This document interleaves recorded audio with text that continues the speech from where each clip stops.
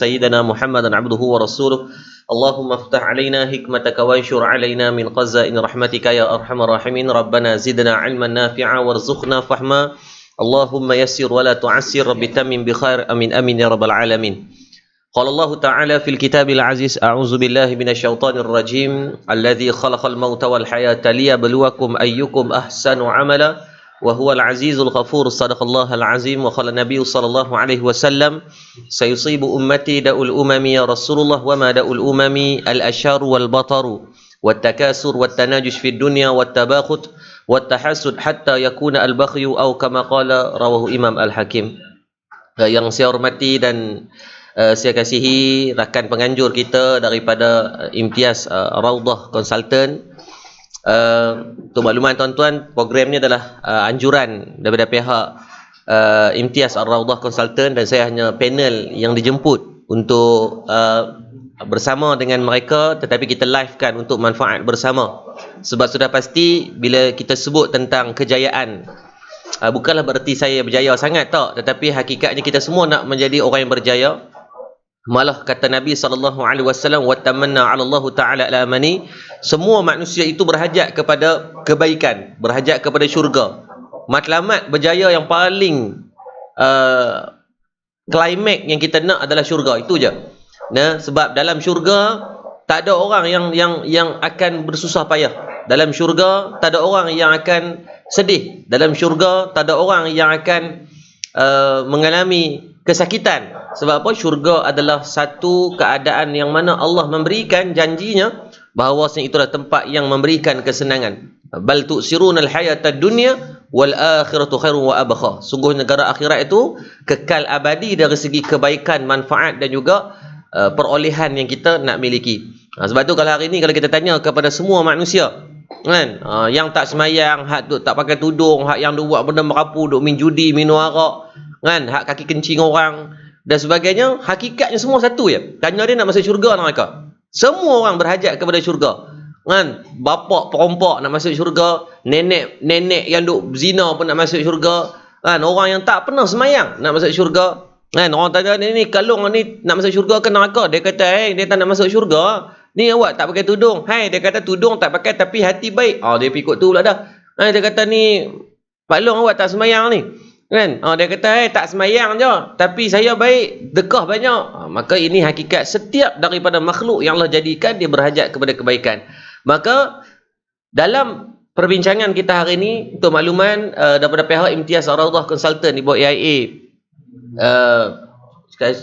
Takaful, mereka buat satu program untuk kickstart untuk permulaan business planning mereka untuk tahun 2021. Dan inilah pada saya, pada orang yang tidak merancang, maka dia sedang merancang untuk gagal. Maka pada saya, bila kat satu-satu syarikat yang ketika Allah datangkan dengan ujian COVID-19, hampir seluruh dunia mengalami krisis ini. Starbucks sendiri syarikat yang hebat, kalau kita tengok di stock market, mereka memiliki pegangan saham yang agak baik dan konsisten, tapi disebabkan COVID-19 still mereka downsizing syarikat. Tetapi saya tengok banyak daripada kawan-kawan kita yang mereka, kita tahu kita tidak boleh mengubah takdir COVID-19, kita tak boleh ubah takdir yang Allah datangkan, tetapi kita boleh ubah cara kita pandang satu-satu takdir. Tak boleh buat cara offline, kita tiba cara online, payah apa? Kan, duduk di rumah, masing saya pun terkejut tengok dalam Zoom. Kalau tuan-tuan tengok dalam Zoom, semua pakai kod. Tak tahu kod atas saja ke, so mereka satu suit terus ke kod bawah, saya pun tak tahu. Tapi kira at least mereka lakukan apa yang mereka should be. Kan, they are not giving a reason. Kan, ada satu syarikat-syarikat tertentu bila main COVID-19, mampus lah. Biar kita tawakal kepada Allah. Sedangkan konsep tawakal yang pertama Allah ajarkan kita berikhtiar terlebih dahulu. Anak-anak kita sekarang, dia panggil pada PDPR ke apa, mengaji kat rumah. Maka kenapa tidak kita dalam syarikat, kita membangunkan juga menggunakan ruang dan platform online yang ada. Kan? Betul, tahniah diucapkan pada tim Imtiaz Raudah. Maksudnya pada saya simple. Kalau apapun ujian yang datang, tapi still kita boleh work through dengan progress, menggunakan apa teknologi yang ada, insya-Allah. Maksudnya kepimpinan kan antum ni somebody, mudah-mudahan saya doa dan saya sumpah mana-mana yang terlibat dengan Imtiaz Raudah, Allah memberikan tuan-tuan kaya dan bertakwa, menjadi orang yang paling banyak mengeluarkan zakat daripada tim ni, insya-Allah, mudah-mudahan. Baik, tuan-tuan rahmati Allah Subhanahu Wa Taala, ada 150 orang. Saya nak minta jasa baik, boleh tak kita share, sebab saya nak ada beberapa benda kita nak cerita hari ni tentang benda yang kita semua boleh buat. Saya tak nak kita sembang benda gajah terbang. Sembang kita ramai-ramai nak jadi ni, tak payah nak sembang. Why not we are starting now? Kita buat dengan apa yang kita ada sekarang. Dan saya tak akan bercakap benda yang saya tak buat. Saya akan bercakap benda yang insya-Allah saya sendiri lakukan. Dan saya buat kepada staff-staff saya di Madat sendiri. Is how dengan circle kita saja kita boleh mendapatkan at least kita ada nilai wakaf, nilai hibah, nilai duit ataupun nilai pegangan. Ekonomi yang bukan semata-mata untuk hanya kita nak bertepuk tangan, untuk kita nak sembang, nak menyalahkan orang. Tetapi kalaulah kita ada certain amount of money, kita boleh mengubah keadaan dan keperluan ummah. Kita sebelum ni ramai sangat dah kita duk fikir tentang keperluan rumah je. Rumah tangga kita nak beli kereta apa, nak buat rumah besar mana, nak buat dapur belah mana, nak beli kasut apa, nak beli pulut dakak berapa banyak, nak beli baju fashion macam mana. Kita terlupa, stop thinking about yourself. Cukup berhenti untuk kita fikirkan tentang ekonomi rumah. Sekarang adalah masa untuk membangunkan ekonomi ummah yang lebih besar. Dan Allah janjikan kepada kita, bila kita meletakkan keperluan kepada masyarakat, keperluan kepada umum, maka Allah akan mencukupkan sekalian keperluan kita. Itu janji Allah. Tapi hari ini kita kerja duk fikir kita je. Ada duit aku nak tukar kereta, ada duit aku nak besarkan rumah, ada duit aku nak beli baju, ada duit aku nak beli semua lifestyle.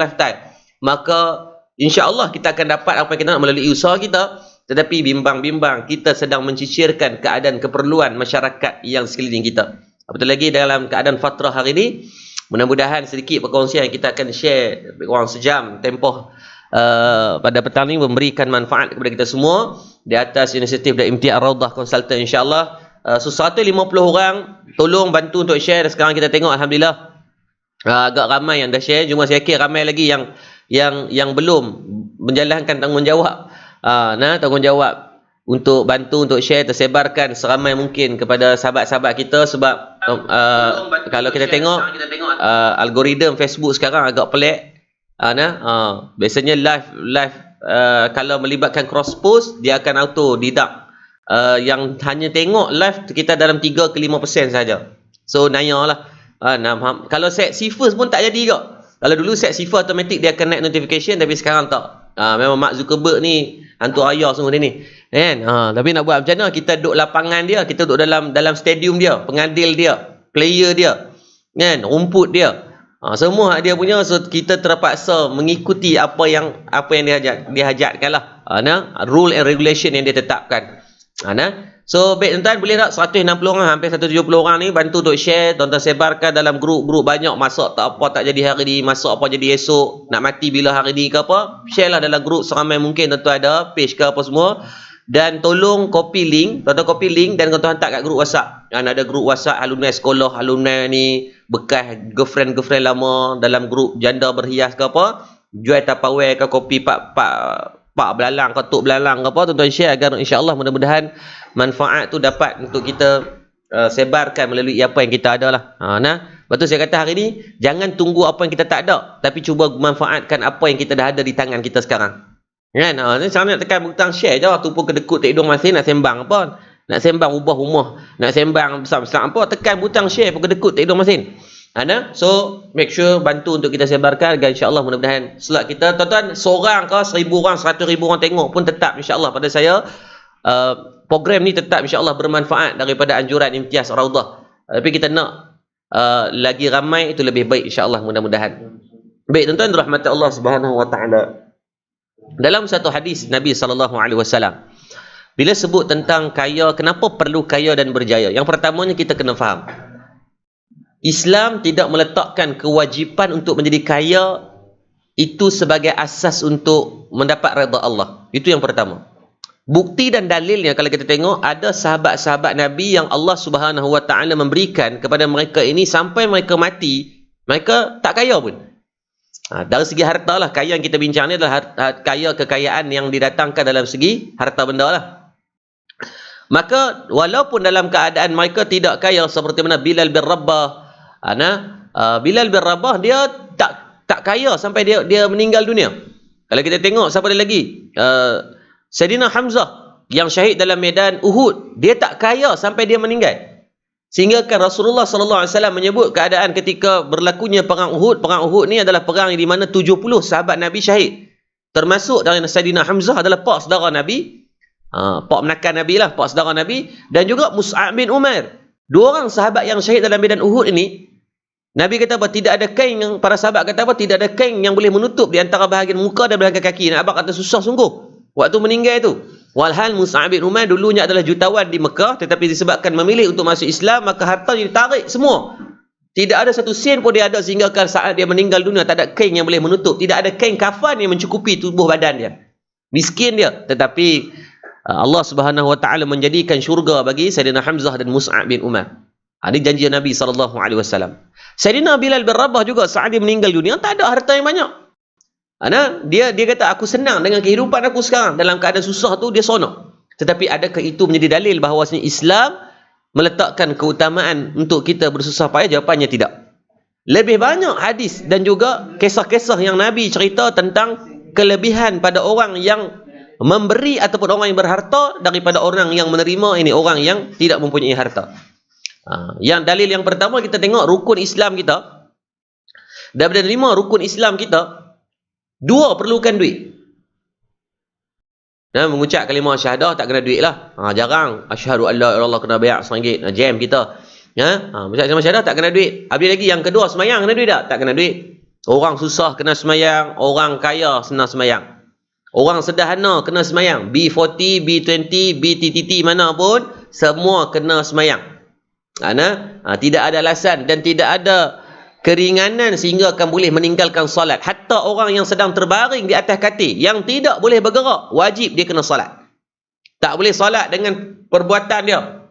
Tangan ni habis, tangan kaki kena stroke. Major stroke, apa pun tak boleh gerak, mulut pun tak boleh nak gerak, maka dia kena solat dengan mata.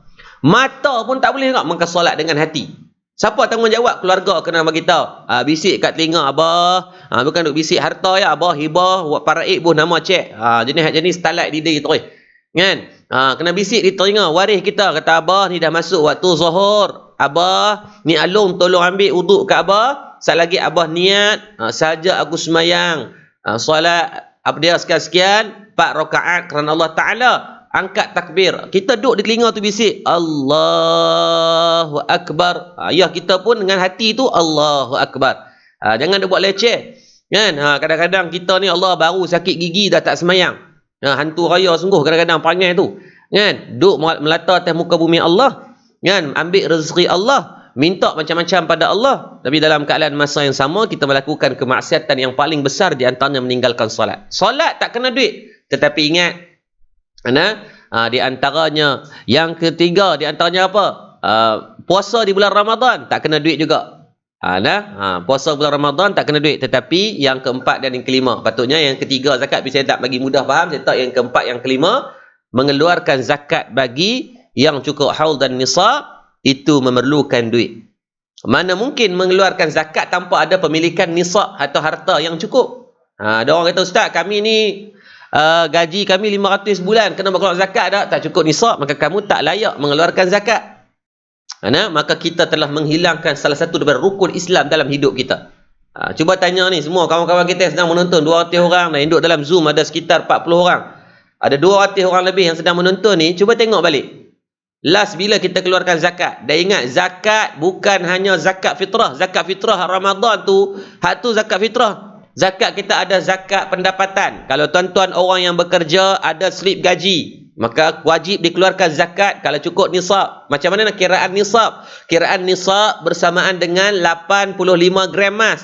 Maksudnya macam mana nak kira Ustaz? Baik, tuan-tuan kira 85 kali dengan nilai emas sekarang berapa harga?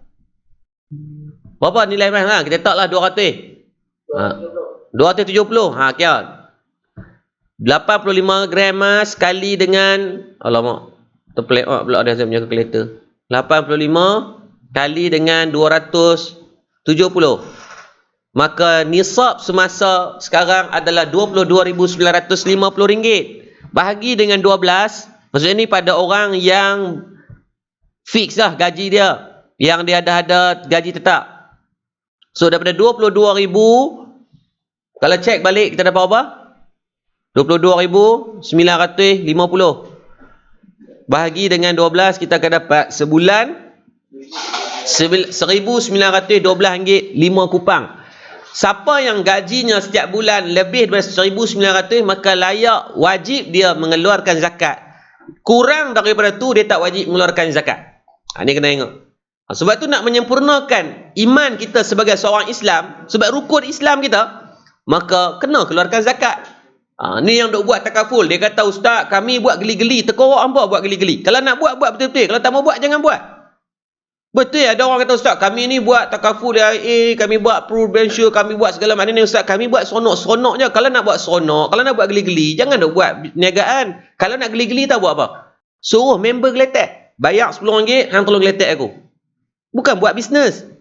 Kan? Saya buat bisnes, ustaz, sebab saya nak syok-syok. Kalau nak syok-syok, jangan buat bisnes. Tuan-tuan percaya, tuan-tuan akan rugikan masa. Cuba cek balik semua ejen-ejen daripada Imtiaz Ar-Raudah Consultant ni. Penglibatan kamu dalam AIA takaful ni, kamu dah habiskan banyak dah masa. Ni patutnya sekarang duduk peluk bini, peluk anak, kan? Pergi balik ziarah mak mentua, pergi balik ziarah mak ayah kita. Tapi kamu habiskan dengan kursus 2-3 hari macam ni. Tiba-tiba kamu dah habiskan banyak berpuluh-puluh jam, beratus jam. Tiba-tiba kamu boleh kata, saya nak buat geli-geli ya ustaz. Saya nak buat syok-syok. Kalau nak syok, pergi tengok Netflix. Buka cerita Boy Galaxy. Kan? Pergi tengok Upin. Seronok tengok SpongeBob, stres pun tak. Kan? Tengok SpongeBob tak stres. Kan? Nak tengok cerita, tengoklah cerita apa pun. Power Rangers. Confirm, tuan-tuan tengok Power Rangers. Susah macam mana pun tuan-tuan, lah dia menang. Dia keluar lagu Coco Power Rangers, menang tuan. Jangan risau. Kan? Kenapa kamu nak libatkan diri? Kamu nak buang masa, kamu nak buang duit, kamu nak buang tenaga, kamu nak buang memerah keringat, kamu duk fikir ni. Ingat senang nak pergi jumpa orang. Kan? Kita mesej member nak ajak, nak jumpa dia. Dia tahu dah, dia tengok kita duk post, kita ni ejen takaful. Oh, dia takut. Orang yang buat MLM, orang yang buat takaful. Oh, tuan-tuan. Member tengok tu dia rasa macam alung minta hutang. Padahal nak ajak minum ya. Mana? Ujian susah kita nak fikir pi nak jumpa dengan dia, nak hadap malu dengan dia dan sebagainya. Sedangkan kita dalam niat nak bantu dia agar nanti kalau dia susah dan sebagainya, ada juga backup benda-benda yang boleh medical card untuk dia, adanya hibah, at least anak-anak bini yang ditinggalkan, ada juga manfaat ditinggalkan, bukan meninggalkan beban hutang. Semua susah. Lepas tu kata, kalau nak buat, buat sungguh-sungguh. Kalau tak mau buat, jangan buat. Sebab apa? Kita rugikan kepercayaan orang. Kan? Kita main nampak beria-ria, hak yang kawan ni pun puluh lah, luangkan masa train kita. Lalah, niat apa? Untuk main-main. So, betulkan dulu. You punya big why, kenapa penglibatan? Tak kira lah kamu dalam bidang apa pun. Kalau dalam perniagaan hakiki biasa, buka kedai makan, buka bagi elok. Kalau nak buka kedai burger, niat, ya Allah, aku niat, ya Allah, agar aku buka di Sungai Petani kedai burger ni, aku takkan tutup kedai burger aku selagi mana seluruh orang Sungai Petani tak rasa burger yang aku buat. Ni tak, buat burger, tutup 6 hari, buka sehari. Faham boleh? Dia ingat dia ni apa ni? Dia ingat dia ni wali ke apa? Kan, buka sehari dapat kaya terus 5-6 juta. Tuan-tuan, jangan dia buat panggil macam tu. Banyak, minta maaf, orang Melayu yang jenis buat hangat-hangat ti ayam. Kan, biar kita bekerja lebih daripada apa yang sepatutnya kita kerja. Patutnya kita kerja 8 jam, buatlah 10 jam agar 2 jam tu dikira bonus di sisi Allah dengan pandangan yang Allah akan beri lebih pada kita. Dan sebab rukun Islam kita, salah satunya kena keluarkan zakat. Sebab tu pada saya, I challenge myself, I challenge untuk semua yang menonton ni. Make sure kamu 2021, walaupun dengan fasa COVID-19, kau tak kisah apa jua alasan, jadi orang yang layak mengeluarkan zakat. Itu Ustaz, gaji saya 1,500. Cari lagi income tambahan agar tuan-tuan boleh dapat RM1,915 tadi, yang kita dah kira tadi. Kalau RM400 je, tuan-tuan, RM400 tak susah, tuan-tuan. Tuan-tuan tengok sekarang, tuan-tuan tengok. Lepas tu, pada saya senang sekarang. Sekarang, siapa yang kata tak ada langsung pekerjaan, itu adalah orang yang malas. Tuan-tuan tengok di lampu isyarat sekarang, orang boleh jual jeruk-jeruk, segala mak nenek benda. Boleh dia tu, Ustaz, saya tak ada modal. Tuan-tuan buat consignment. Tuan-tuan pergi di kedai-kedai orang jual roti John. Tuan-tuan jangan risau. Makan roti John, tuan-tuan tak jadi John. Kan? Tuan-tuan kenyang. So, pergi kat kedai roti John, tuan-tuan katanya dekat dia, abang jual berapa ni? RM3. Okey, abang kat dia, boleh tak abang? Saya nak ambil esok 100 biji. Saya nak abang buat 100 biji. Saya nak harga, dia jual RM3, tuan-tuan ambil RM2.5. Okey, baik, RM2.5 tuan-tuan ambil dekat dia. Dia tak pening kepala untuk nak tunggu customer. Dia boleh buat waktu pagi, terus buat 100 biji dan dia ada untung dah. RM2.50 mungkin dia modal RM2 sekupang, dia atau RM2, dia dapat 5 kupang. Tetapi dia tak pening nak tunggu sampai petang. Sepatutnya nilai 100 tu dia kena tunggu sampai pukul 6, tapi hari tu dia boleh balik pukul 1 sebab apa? Kita ambil 100 tu kat dia. Dan kita bila ambil banyak dan dengan volume yang tinggi, dia mungkin boleh bagi diskaun. Dia patutnya RM3, dia bagi RM2.50. RM2.50, tuan-tuan cari 2 orang budak. Tuan-tuan bayang dekat dia RM20, tunggu dekat tepi lampu isyarat. Dia kata, "Ustaz, salah undang-undang. Daripada hang duk tak buat kerja menatang apa, duk malas saja, tak salah." Kan? Cari 2 orang budak yang tak ada kerja apa lah, duk main PUBG Mobile Legend, chicken dinner pun haram tak dapat. Kan? Panggil dia apa? Mai, kita bayar dia seorang RM10, RM15 sebab kerja sehari nak sejam je. Duduk kat lampu isyarat. Lampu isyarat 2 minit. Tuan-tuan, saya baru ni saya saja duduk kat lampu isyarat, saya berhenti kereta. Saya kira dalam tempoh sekali berhenti lampu isyarat, berapa customer beli? Purata paling kurang adalah 2. Lampu isyarat, kalau duduk dekat nak penat ke highway pula, paling kurang 2. Saya try tengok, kalau 2 dia jual jeruk tu, saya tanya dekat dia modal berapa, dia kata saya dapat daripada ni, dapat stokis bagi RM5, dia jual RM10. Saya tanya dia ada berapa orang? 4 orang, seorang jaga belah ni, seorang jaga belah ni, seorang jaga belah ni, seorang macam ni. Kalau satu lampu isyarat boleh dapat 2, maksudnya dalam tempoh kurang daripada sejam, ada 60 minit bahagi dengan 2, 2 minit, so bahagi dengan 2 ada 30 minit. 30 minit dia akan dapat sekitar dalam 60 balang yang dijual dalam masa sejam. So bayangkan kali dengan 4 orang. Maka dia main dengan volume. Dia main dengan banyaknya volume. So sehari dia kata boleh terjual sekitar 200 balang. 200 balang jeruk. Tuan-tuan, orang tak suruh fikir, siapalah kedarah jeruk banyak sangat ni. Kan? Tuan-tuan jangan risau, ada orang beli. 200 balang sehari kali dengan RM5 dah bersamaan dengan berapa, tuan-tuan? Bersamaan dengan RM1,000. Dia bayar upah kepada budak-budak 4 orang pekerja, seorang RM100. Solid profit kepada dia adalah RM600. Kalau sehari RM600, dia buat setiap hari tanpa cuti. Sebab dia kata 4 orang ni bayar sehari RM100. Budak-budak umur 16-17 tahun, sehari RM100, tuan-tuan, kira ayah long ayah anda kawasan. Umur 16 tahun, sehari RM100. Tuan-tuan tanya, Ustaz, yang duk buat lah ni kerja, berapa tak tulis kat cek tu, saya nak tengok, Ustaz. Lah takat duk buat kerja gila-gila dapat berapa? Sebab tu saya kata kalau nak buat main-main, mulai pada esok pakai kod ni, pergi jual jeruk dekat lampu isyarat. Orang abang kata marah, dia kata, ni malah aku nak dengar kuliah, kata kat aku, siapa kata kat hang? Orang kata pada orang yang nak selalu memberikan alasan, dia kata, Ustaz, saya tak boleh, Ustaz, saya ni duk banyak sangat alasan. Tak, tuan-tuan. Demi Allah, saya ada jumpa sahabat saya yang dengan hanya dia terlibat dengan takaful, tuan-tuan, puluh-puluh ribu. Baru setahun lebih dia buat. Cuma dia ni saya tengok satu je, dia memang tak malu sungguh. Dia kental sungguh, dia tak kira siapa dia. Dia tak kira siapa dia. Kan? Pada dia niat daripada awal, dia kata saya nak tolong orang.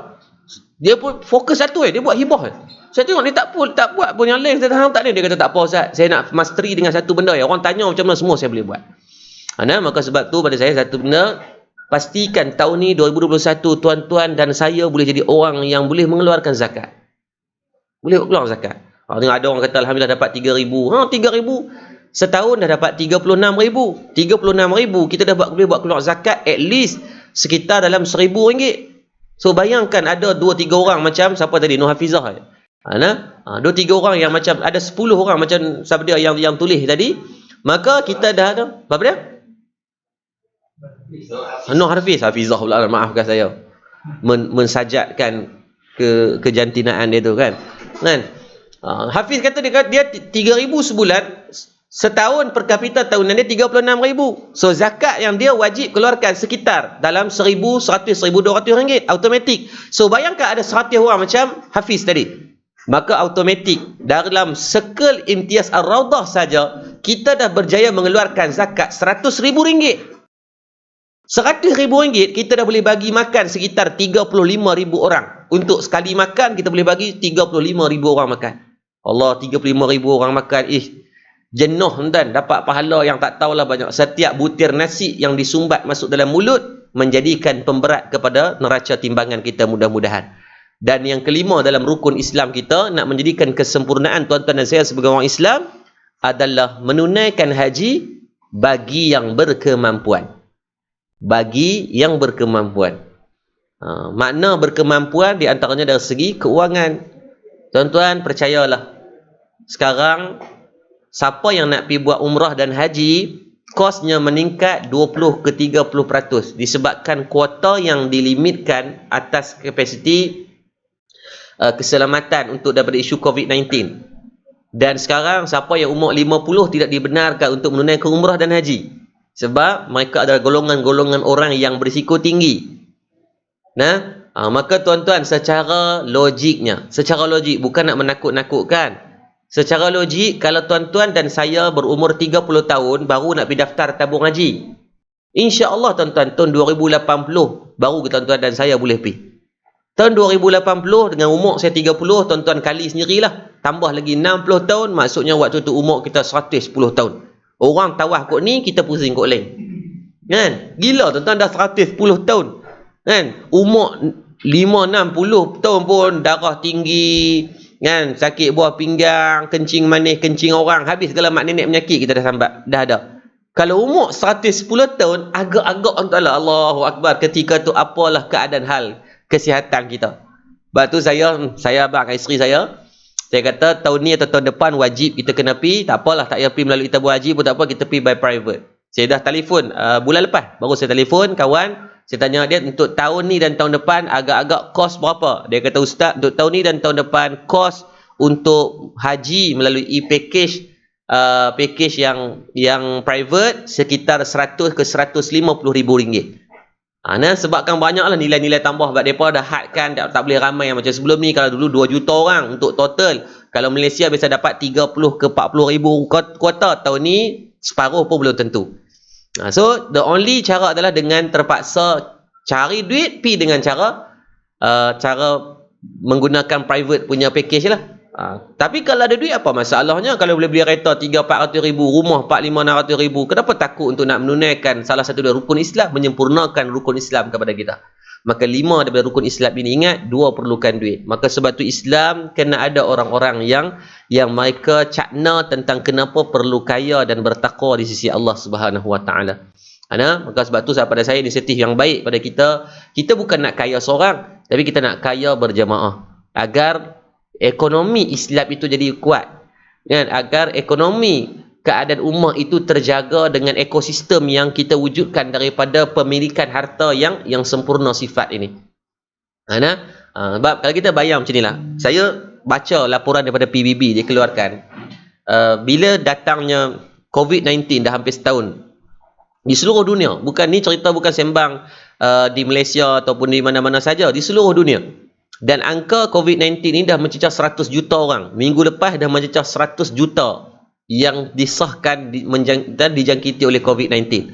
Menunjukkan bahawa ni bukan cerita dongeng, ni bukan cerita ming-ming. Orang kata ini adalah agenda Yahudi. Tuan-tuan, agenda Yahudi tu, Amerika Syarikat, negara paling ramai yang dijangkiti COVID-19. Kalau kita tengok data setakat hari ni, di Israel sahaja yang dijangkiti adalah 500,000 orang. Ini data yang dimasukkan. Dan sebenarnya saya faham banyak. Kalau ada agenda tertentu, kita tidak menolak agenda tersebut. Saya pernah terlibat dalam Angkatan Tentera Malaysia tahun 2008 sampai 2012. Saya sempatlah pakai Lieutenant muda dalam Angkatan Tentera Malaysia. Saya tidak menafikan mungkin ada agenda-agenda sebagai dipanggil sebagai senjata biologi. Sebab akhir zaman, kalau kita proses peperangan ni, dia berlaku daripada CIW, Counter Insurgency Warfare, dipanggil perang gerila. Kalau kita tengok tahun 60-an, 40-an dulu, banyak perang gerila lah, masuk lautan, perang tembok hanku, menyorok, apa semua tu jadi Rambo, tak Rambo, kan? Lepas tu beralih kepada CW, Counter Warfare. Counter Warfare ni perang yang menggunakan modernnya teknologi, seperti pada tahun 2000. Bila mana US invade Iraq, invade Afghanistan, maka peperangan itu dipanggil dengan CW. Maka siapa yang memiliki teknologi ketenteraan yang canggih seperti udara, senjata-senjata nuklear dan sebagainya, mereka akan ada advantage. Tetapi beralih daripada tahun senturi sekarang 2020, maka dalam 20 tahun yang lepas dah dipredik dah, mereka tidak akan ada CIW, dan CW yang wujud adalah senjata biologi. Wallahu alam.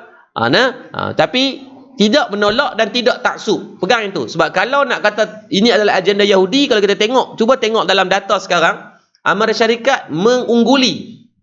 Paling tinggi dari segi jangkitan, 26 juta orang yang telah dijangkiti dan 450,631 yang dah meninggal takat hari ini. Dan kalau kita tengok di Israel, saya cuba tengok data daripada Israel, takat hari ini dah 638,000 orang yang dijangkiti dan 4,700 orang yang dah mati. Ni negara-negara yang Yahudi ramai lah maksudnya. Kalau agenda dia, bengong dia pergi bunuh orang dia sendiri. Tapi kita tidak menolak. Itu mungkin adalah data-data yang dimanipulasi ke, wallahu a'lam bissawab. Tetapi bukan nak bincang pasal Covid tu. Nak cerita kata, apa jua yang Allah datangkan, apa jua yang Allah bagi kepada kita, kita mungkin tak boleh nak ubah. Tetapi kita boleh lakukan sesuatu untuk bantu. Bila PBB keluarkan, dia kata apa? Extreme poverty pada tahun 2019, maksudnya sebelum Covid datanglah, adalah sekitar 500 ke 600 juta orang. Pertumbuhan dari segi kadar kemiskinan extreme poverty sekitar 1 ke 3% setiap tahun. Maksudnya setiap tahun berlaku peningkatan. Setiap tahun berlaku peningkatan, tetapi kadar pertumbuhan itu dia tidak lari daripada 1 sehingga 3%. Let's say kalau tu the maximum 3%. Secara dia punya pertumbuhan dia ni, kalau 500 juta dia nak jadi Allahumma salli alaihi sekitar dalam 550 juta. Jadi 50 juta aja tambah. Tetapi disebabkan COVID-19, extreme poverty yang knock the door, yang sedang ketuk pintu untuk masuk, bertambah sekitar 9 ke 18%. Maksudnya hampir 7 ke 10 kali ganda pertumbuhan berlaku disebabkan era COVID-19. Kalau kita tengok sendirilah, syarikat penerbangan habis. Siapa nak terbang? Negara pakat tak buka habis. Kalau kita tengok habis syarikat penerbangan, pilot, stewardess, apa semua, pramugara lah, apa semua terpaksa hilang pekerjaan. Asia sendiri berlaku downsizing yang agak ketara. Kalau kita tengok syarikat-syarikat yang berniaga dalam airport, dah kalau orang tak naik flight, siapa nak saja pergi airport? Jarang saya tengok sat kereta pergi mana saja pergi airport, saja dah buat apa, saja jalan-jalan pergi pasaraya, tak ada orang buat kerja gelong macam tu. Maka habis perniagaan dalam tu. Bila orang tak nak flight pergi bercuti, perhotelan habis. Saya pergi di Pahang, hari tu dapat jemputan untuk kita revive balik marketing untuk Taman Negara di Pahang. Dia orang panggil saya terlibat sebagai panel untuk bantu bahagian marketing. Ada sekitar 200 tempat peranginan di Pahang, sekitar 20% dah tutup. Dan bukan nama-nama kecil. Di Penang, minggu lepas keluar satu berita berkaitan hotel yang antara yang paling mewah di Pulau Pinang juga tutup bulan 3 nanti. Hotel yang paling mewah. Tak lepas, tuan-tuan, sebab dia melibatkan benda yang kalau orang tak mai, hang nak buat marketing macam mana? Hang bubuh lah macam mana pun, orang tak boleh nak keluar. Nak rentas sendiri tak boleh, ni tak boleh, siapa nak duduk? Maka ni adalah tempat-tempat yang terkesan lah kepada mereka. Maka sebab tu ramai yang orang yang mula hilang pekerjaan mereka ada komitmen dan dijangkakan dalam perumahan akan berlaku lambakan rumah tidak terjual. Kemarin keluar dalam berita ada sekitar 40 bilion lebih di Selangor sahaja rumah-rumah yang tidak terjual. Nilai 40 bilion lebih. Jadi bukan nilai yang kecil. Dan dah rumah duk siap, duk develop sekarang tengah banyak. Nak siap lagi setahun 2 tahun, orang tak boleh nak beli. Hak sekarang hilang pekerjaan, rumah yang sedia ada juga akan banyak dilelong pada tahun 2021. Dan tuan-tuan, siapa yang ada duit cash, maka cash is king. Tuan-tuan akan dominan pada market sekarang. Lepas tu jangan main-main, dia akan duk beli sport rim, ya bila nak boleh ada duit. Kalau duk isap vape, isap rokok, ya bila nak boleh jadi. Maka sebab tu pegang bagi elok bila daripada 500 juta kenaikan menjadi hampir 800 juta extreme poverty.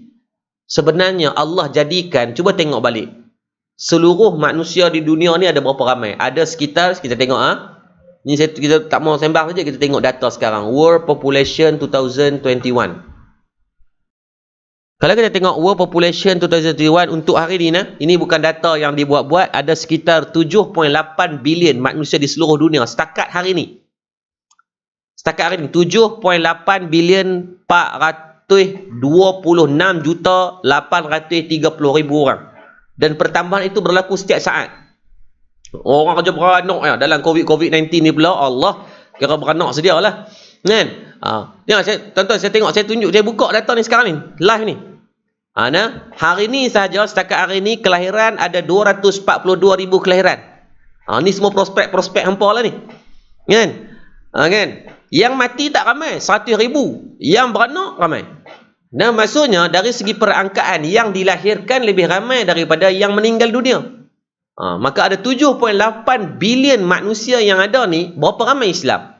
Islam ada 23%, Kristian 31%, Islam domination on top 2 daripada world religions punya pecahan. 23% ataupun 22% daripada world population ini, daripada 7.8 bilion, kita akan dapat sekitar dalam 1.7 bilion umat Islam di seluruh dunia. Baik, kita pecah lah. Daripada 1.7 bilion, termasuk saya yakin memang sahabat-sahabat yang sedang menonton sekarang di Facebook, ada 300 orang. Alhamdulillah, terima kasih kepada semua sahabat-sahabat di Facebook. Dan di Zoom kita ada sekitar 40 orang ni. Maksudnya total lah kita ada sekitar 350 orang ni. Kalau kata kita buat dalam konsep 1.7 bilion umat Islam, kita pecah quarter ataupun third ataupun sulus, 1/3. 1/3 yang layak mengeluarkan zakat, 2/3 yang tak layak keluarkan zakat. Sebenarnya kalau kita ambil 1/3 ni worse lah. Pada saya kalau kita ambil half is enough. Tapi kita nak abang kata tak apalah, kita rendahkan lagi. 1/3 daripada 1.7, kita akan dapat sekitar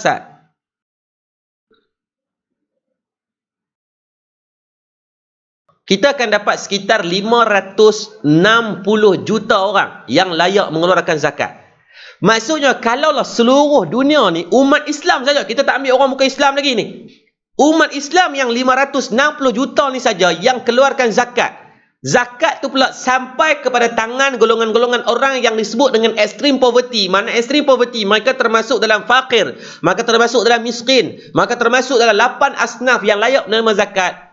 Sepatutnya dalam alam ini tak ada orang miskin. Kalau tanggungjawab mengeluarkan zakat itu dijalankan sebaik mungkin oleh tuan-tuan dan saya, maka tak ada orang miskin atas dunia ni. Tapi kenapa ada orang miskin? Sebab wujud mangkuk-mangkuk ayun yang tak buat keluar zakat. Garang sikit lah mangkuk ayun. Lebih baik jadi mangkuk ayun daripada jadi bahan bakar dalam api neraka Allah.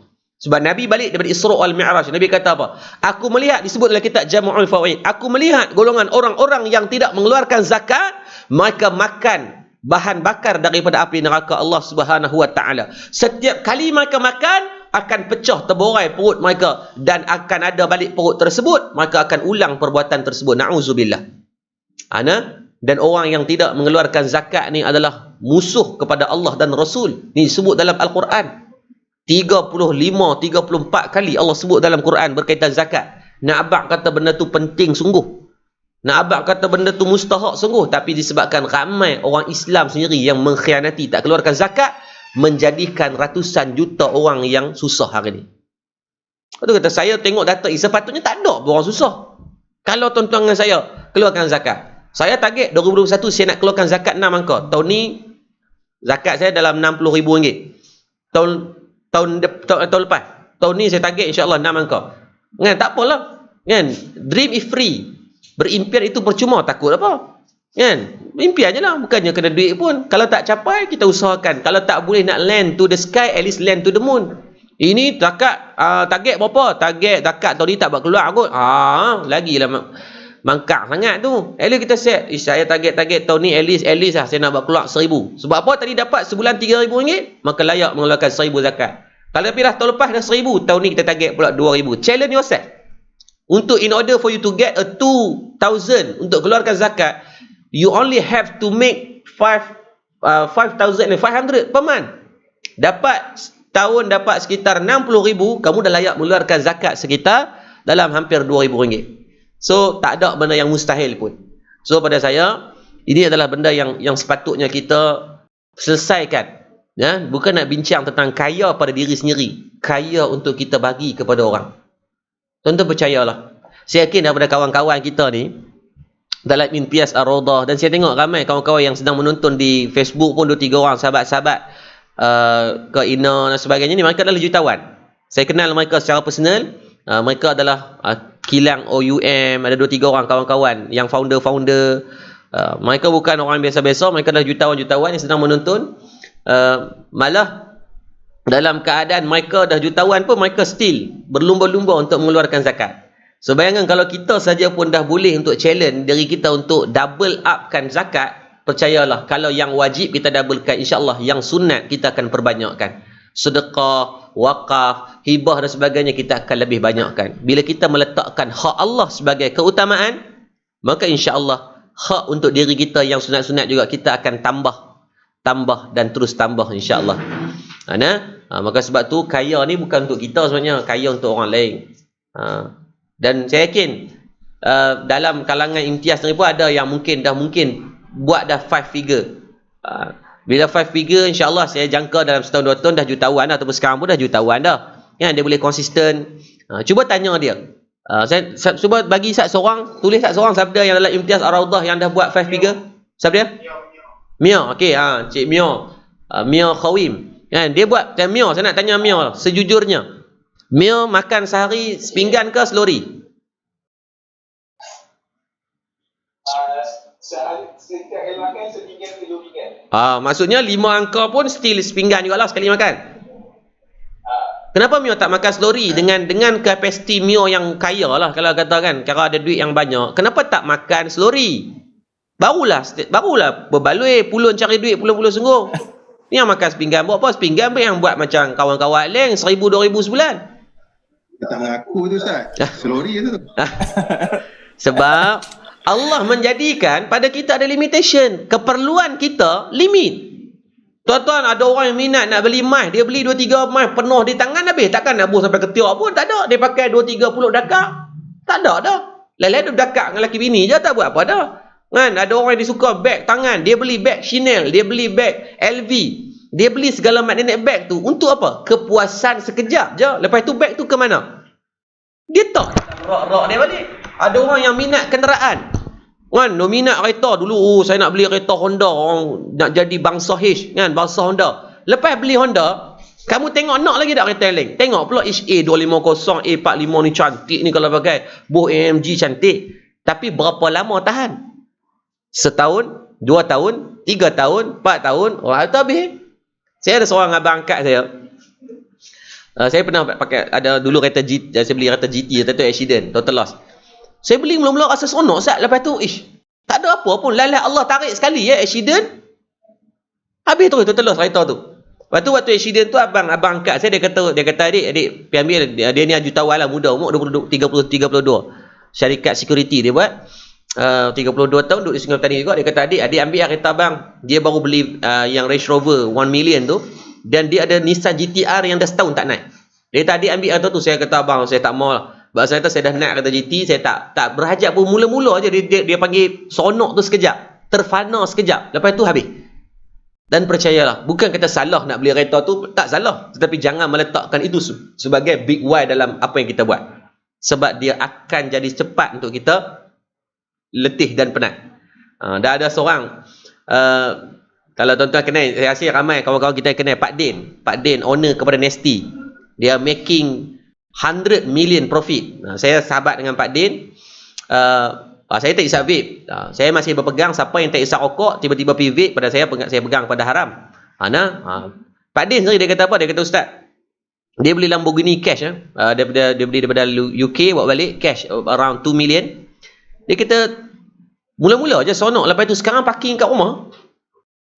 Nilai 2 juta tu parking kat rumah. Nilai 2 juta. Tuan bayangkan buka garis tuan nampak 2 juta. Tuan, itu je.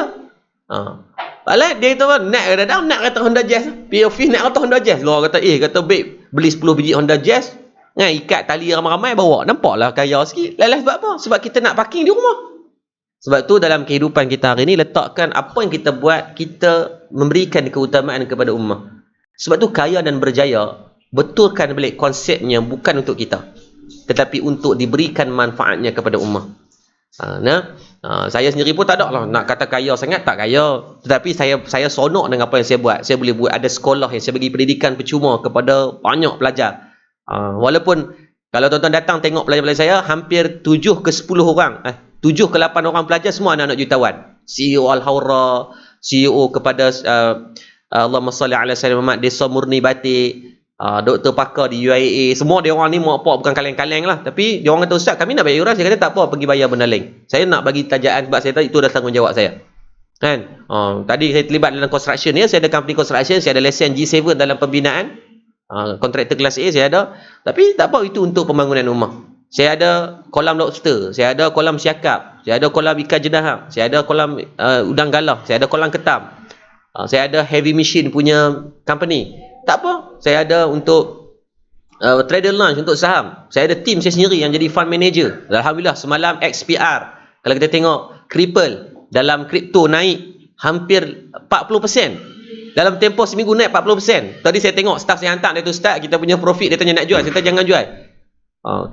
Kripto tiba-tiba naik mendadak sebabkan dia dah berlaku pullback dan correction yang sangat tinggi. SRP naik. Cuba tengok SRP punya graf naik macam mana.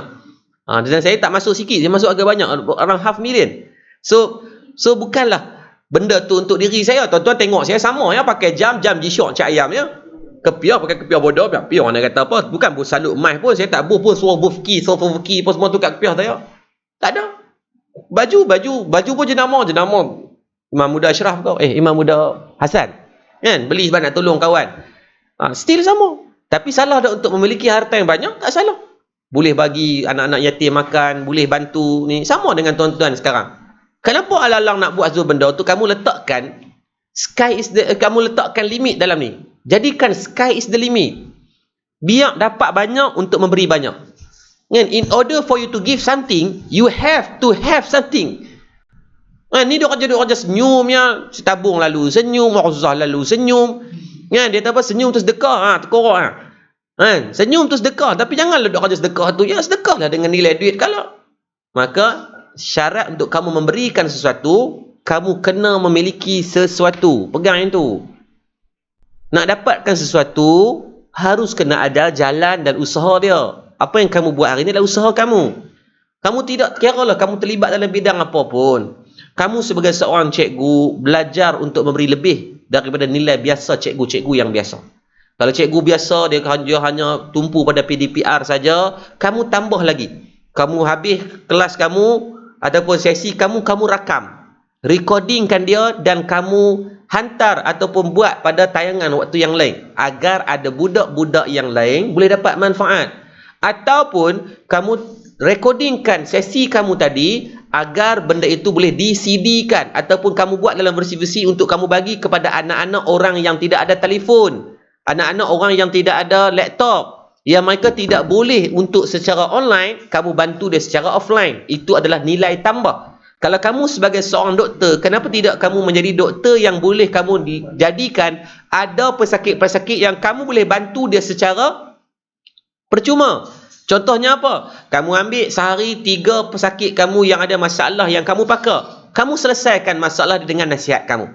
Orang yang memberikan nasihat tidak mengurangkan sedikit pun ilmu dia. Malah bertambah ilmu dia. Kawan-kawan kita di imtiaz yang pakar dalam bab kewangan. Ingat, cuba buka laporan Bank Negara yang dikeluarkan pada bulan 2 tahun lepas. Sebelum fasa COVID-19, kan? Sebelum fasa COVID-19, Bank Negara dah keluarkan data 75% rakyat Malaysia yang mempunyai masalah tidak ada simpanan lebih 1,000 dalam akaun bank. Ini data Bank Negara, tuan-tuan boleh search sekarang. BNM tulis Bank Negara keluarkan data 75% rakyat Malaysia. Maksudnya hampir sekitar 4.5 daripada rakyat Malaysia ni tak ada simpanan lebih 1,000. So bayangkan bila berhadapan dengan COVID-19 memang meninggal tuan-tuan, tak ada reserve cash. Apatah lagi biasanya pula psikologi orang yang tak ada medical card ni, bukan nak promote medical card, saya bukan ejen insurans, lantaklah. Kan? Orang yang tak ada medical card cepat je sakit. Saya pernah dulu buat medical card tak sakit-sakit pula, saya buat tau. Pending tak bayang 3 bulan terus sakit, terkorok sungguh. Pandai penyakit tu cari. Kan? Tak tahulah kenapa, sebab tak tahu ni tak sakit pula. Ni saya ambil pula fikir ambil hak yang saya rasa kalau masuk hospital saya ada 2 hak yang bilik paling mahal. Ambil hak mahal terus. Tak. Tunggu juga saya abang isteri saya bila tak nak boleh masuk, nak sajalah nak masuk duduk saja dapat makan sedap-sedap sikit dalam tu. Tak ada. Dan kita nak tolong tak? Tolong dengan apa yang kita boleh bantu dia. Sebab tak ada reserve cash langsung ni, RM1,000 pun tak ada. Teruk sangat ni tuan-tuan. Maka niat untuk kita bantu dengan segi kewangan orang. Saya, staff-staff saya sendiri di Madat, saya ada 49 orang staff. 49 yang pada seluruh setiap bulan saya kena gajikan. Dalam 49 orang staff ni tak termasuk yang construction dan company-company yang lain. Di Madat saja. Dalam 49 orang staff, Allahumma salli ala sayyidina Muhammad, saya cuba untuk bantu semaksimum mungkin. Contohnya macam mana kita ajarkan staff untuk belajar menyimpan. Hampir majoriti semua staff ada paling kurang adalah ASB. Sebab saya kata dengan ASB kita boleh simplify manipulate agar at least contohnya kereta kita biar bank bayar. Kalau kita buat hire purchase, contoh beli kereta Honda dengan harga RM RM1,000 sebulan, hire purchase yang kita kena bayar selama 9 tahun biasanya. So RM1,000 yang kita bayarkan burn out hanya total kepada kenderaan sahaja. Tapi saya kata kepada staff, kalau nak beli kereta RM1,000, start menyimpan RM1,000. Soalnya setiap bulan ambil ASB, kalau RM1,000 dapat polisi RM200,000. So let's say kata pada tahun ni yang kadar yang paling rendah 5%, maksudnya kita akan dapat 5% daripada RM200,000 bersamaan sekitar dalam RM10,000. 5% kali dapat RM10,000. So RM10,000 itu adalah dividen yang kita dapat. Dividen. Tetapi simpanan kita masuk kepada ASB. Yang bestnya bila masuk kepada ASB, automatik kita akan dapat kepada polisi itu dikira ada insurans sekarang. Kalau mati, automatik RM200,000 itu jadi hibah. Kalau kita beli kereta saja, sedangkan kereta saja, kalau habis tak dapat apa-apa. Kereta tu je lah akan selesai, sebab sekarang pun kereta dilindungi oleh, diprotect oleh insurans punya cover di mana-mana bank kita buat pada hire purchase. Tapi kalau kita ambil ASB automatik, ini staff ni. Oleh staff saya saja. Kerana RM200,000 dapat jadi hibah. Kalau matilah, cerita dia kalau mati. Kereta yang kita beli pula melalui duit dividen. Kan dapat RM10,000 tadi, RM10,000 tadi boleh bayar duit muka untuk bayar setahun tadi. Ambil duit muka mungkin bayar RM2,000, RM8,000 reserve, bayar untuk 6-7 bulan punya bayaran. Dan RM1,000 still kita bayar pada ASB, dividen rolling untuk bayar duit kereta. Tapi kalau berlaku kematian, kill two birds with one stone. ASB dapat RM200,000, kereta akan ada insurans yang cover up untuk dapat dua-dua. Sama dengan rumah. Nak beli rumah RM500, start dulu menyimpan setahun atau 2 tahun untuk RM500. Dan dividen yang sama, pusingkan untuk bayar daripada rumah. Untuk saya senang, kereta saya semua biar bank bayar. Tak apalah, RM400,000 limit kat saya. Saya buat atas nama isteri pula, buat atas nama orang lain, agar dividen tu boleh diutiliskan untuk pusingan duit. Sama untuk staff juga. Sekarang kita sedang untuk staff, saya buat untuk staff Darul Madat saja. Saya nak naikkan value Madat, maka saya ambil staff, setiap polisi staff ada satu insurans yang saya ada takaful hibah yang saya ambil untuk staff cover untuk RM1 juta. So staff saya ada sekitar 49 orang. Tapi bukan semua dapat. Staff permanent saya dapat sekitar dalam 40 orang staff permanent. So satu staff dapat RM1 juta polisi. Apa yang saya buat, staff tak carum apa-apa. Saya akan carum melalui duit company saya. So setiap bulan saya terpaksa bayar sekitar dalam RM6,000 lebih setiap bulan. Setahun sekitar dalam RM72,000.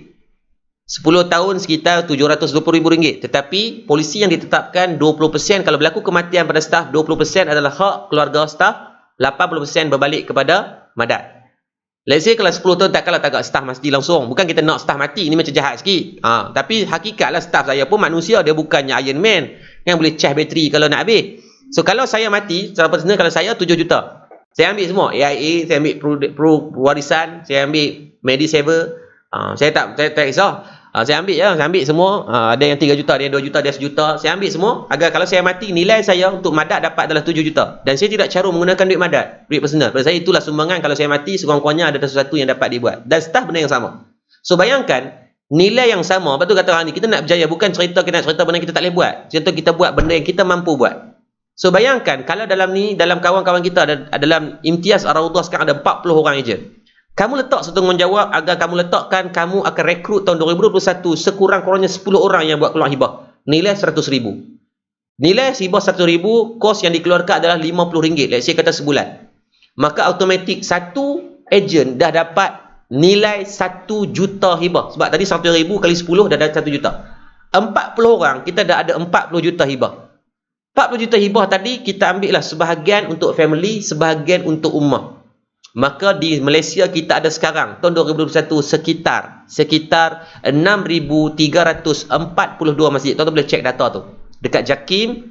Masjid yang ada sekarang, let's say kita pukalkan daripada 6,400 tu, kita bundarkan tu nak bagi mudah kita faham. So masjid yang ada cuma 6,400 dengan duit ada tadi 40 juta bahagi 2 kan. 40 juta kan 40 orang ni kan. 40 orang kita seorang RM10 tanggungjawab. 10 orang je nak ambil hibah tu. So, maksudnya sebulan KPI kita seorang je. 2 bulan lagi cuti honeymoon. So 10 orang tadi kali dengan 40 orang kita dah ada 40 juta hibah. 40 juta hibah bahagi 2 sebab 50% bagi kepada keluarga, 50% bagi kepada rumah. So sekarang kita ada nilai 20 juta. So daripada nilai 20 juta, apa yang kita boleh dapat? Kita tengok data ni. 20 juta 1, 2, 3 bahagi dengan 6,400 masjid. So satu masjid kita dah boleh bagi dengan angka yang agak banyak. Cuba kira Ustaz, 20 juta bagi dengan 6,000 masjid lah. Kita akan dapat apa? 20 juta bahagi 6,000 masjid. Cuba kira seorang.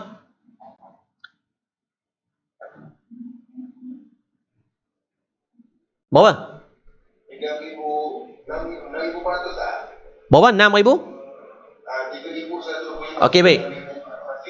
Maksudnya setiap masjid kita dapat provide 3,330. Kita ambil 6,000 lah. Kita bundarkan sebab angka 64 tu kecil. So kita kecilkan terus. Bagi 6,000 masjid. So 6,000 masjid kita dapat bagi RM3,333 setiap masjid. Ini daripada tim Imtiaz Raudah saja. 3,000 kita boleh bayar setiap bulan selama setahun. Duit bil ayak. Bil ayak masjid seluruh Malaysia dibayar oleh tim Imtiaz Raudah. Setiap kali orang ambil wuduk, orang ambil semayang, orang pergi mandi, orang buat apa pun di masjid, orang berak kencing, hampa akan dapat pahala. Seramai mana orang yang menumpang di masjid di Malaysia, maka tim Imtiaz Raudah akan dapat pahala. Silat-silat hampa akan buat iklan, tekan buat FB ad, iklan agar berak kencing di masjid. Sebab apa? Orang cebok di masjid pun tuan-tuan dapat pahala. Orang basuh kereta di masjid tuan-tuan dapat pahala. Orang buat apa pun di masjid lepas ni, tuan-tuan dapat pahala. So bayangkan kalau kita semua ada mentaliti untuk bantu kepada ummah dengan jalan yang sama. Kalau masjid ada 6,242 tadi, surau ada 22,000. Siapa nak bantu pula surau? So still kita perlukan orang untuk kita rekrut. Lepas tu letakkan pada saya, perjuangan kamu bukan untuk diri. Perjuangan kamu adalah untuk membangunkan ummah bersama-sama dengan apa pekerjaan yang kamu buat. Tak kira apa pun. Kalau kamu nak niaga nasi lemak tepi jalan, biar niaga nasi lemak yang boleh bawa pada kekayaan. Bukan payah apa. Kamu patternkan kamu punya nasi lemak bagi sedap, and then kamu sistemkan dia. Sistemkan dia. Okey, baik, kita boleh niaga nasi lemak kita ni okey. Okey, bantu orang lain. Tanya orang yang tak ada kerja, boleh tak? Nak tak? Saya bagi kamu tempat untuk kamu niaga, kamu tolong niaga setiap hari, kita profit sharing. Kan? Kalau meniaga dapat sebungkis, dapat kita jual RM1. Sehari boleh jual 300 bungkis. So baik, 300 bungkis dapat RM300. 150 kita pecahkan untuk rolling modal keesokan hari. Tu nak meniaga lagi. RM150 adalah profit. RM150 bahagi dengan 2 akan dapat RM75. RM75 masuk kat kita sebab kita adalah owner. Dan dia adalah pekerja. Tapi kita dapat konsep profit sharing. Dia ambil RM75, saya dapat RM75. Kita pecahkan kepada 5 kedai. Kita dah bantu 5 keluarga. Dan kita akan dapat 5 solid profit daripada total volume kali 5 tadi. 75 kali dengan 5, kita dah dapat sekitar berapa? Dalam 300, dalam sekitar RM400. So as simple as that, kita bantu orang dalam masa yang sama menambah nilai dalam kehidupan kita. Sebab tu jangan meletakkan kaya ni benda yang tidak baik. Dalam Islam, saya ulang, dalam Islam 10 sahabat yang dijanjikan syurga. 10 sahabat yang dijanjikan syurga adalah sahabat-sahabat yang kebanyakannya adalah kaya. Saya bagi nama. Abu Bakar As-Siddiq, Sayyidina Umar, Sayyidina Uthman, Abdul Rahman Al-Auf, Zubair Al-Awwam, Talha, dan Sa'ad bin Abi Waqqas. 7 daripada 10 sahabat yang dijanjikan syurga ini adalah sahabat-sahabat Nabi yang kaya raya. Bukan kaya saja, dia kaya gila. Sa'ad bin Abi Waqqas, Zubair Al-Awwam pernah disebut dalam kitab sirah. Saat mereka meninggal dunia, nilaian hartanya, dinarnya sahaja, ada duit dinar saja ada sekitar 300,000 dinar. 1 dinar harga sekarang ni, 1 dinar harga berapa? Sekeping dinar tu harga berapa sekarang? 1,000 lebih kan? 1,100 kan? 1,100. 1,150 lah, sebab ada yang 1,200 tak ikut keluaran mana. let's say kata 1,100 dinar, Zubair Al-Awwam disebut dalam kitab, kata dia tinggalkan saat dia meninggal ni 300,000 dinar. 123 kali dengan 1,200. Kami 1,200 ya. 330 juta. 360 juta ringgit yang ditinggalkan kalau nilai duit semasa. So ini bukan sahabat yang kaya biasa-biasa. Sayyidina Uthman Ibn Affan adalah menantu Nabi. Ni sahabat yang duduk hampir dengan Rasulullah. Sayyidina Uthman Ibn Affan, dia kahwin dengan 2 anak Rasulullah. Tetapi bagaimana Sayyidina Uthman Ibn Affan dalam perang Tabuk? Perang Tabuk adalah perang yang paling besar ketika Nabi hidup. Berlaku, dia sebut dengan Khazwah. Khazwah ni Nabi sertai peperangan tersebut lawan dengan tentera Rom. Sayyidina Uthman mewakafkan sekitar 500 ekor unta, tak termasuk duit lagi. Unta sahaja 500 ekor. Baik, kita try tengok sat 500 ekor unta kali dengan 5,000 ringgit. Sebab unta paling murah harga 5,000. Tahun 2014 saya duduk di Mesir. Ketika tu saya pernah buat korban seekor unta pada tu tanpa berlaku inflasi 5,000 ringgit. So 5,000 bahagi dengan 500 ekor unta dah bersamaan dengan 2.5 juta. So Sayyidina Uthman Ibn Affan, sahabat yang khatam Quran ketika semayang. Kita yang tak jutawan khatam Quran tak tengah semayang.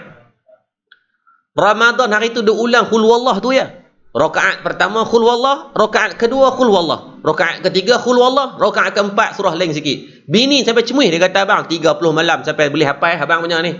Pattern abang sama ya. Rakaat kedua mesti Qul Wallah, rakaat pertama nampak berubah sikit. Kan?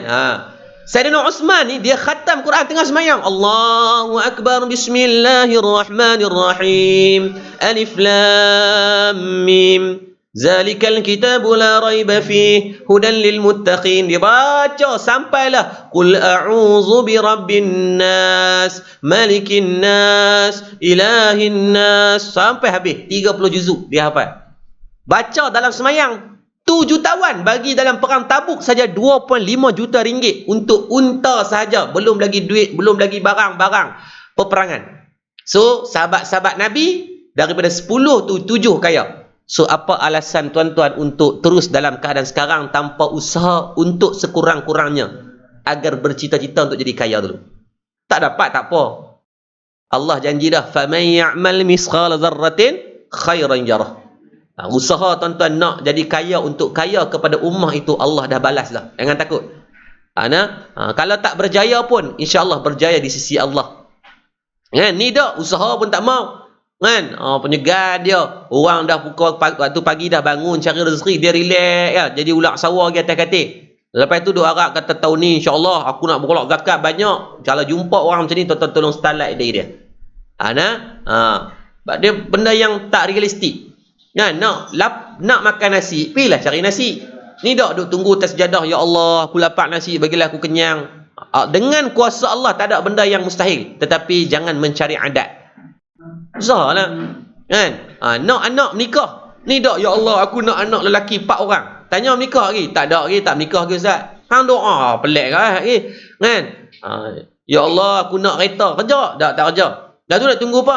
Tunggu kahwin dengan anak puteri bunian mana-mana. Boleh tak? Boleh dapat dengan izin Allah. Dapat anak raja mana-mana Minang kita. Tapi muka apa pecah rumah, tiba-tiba nak kahwin dengan anak raja. Balik awal lah.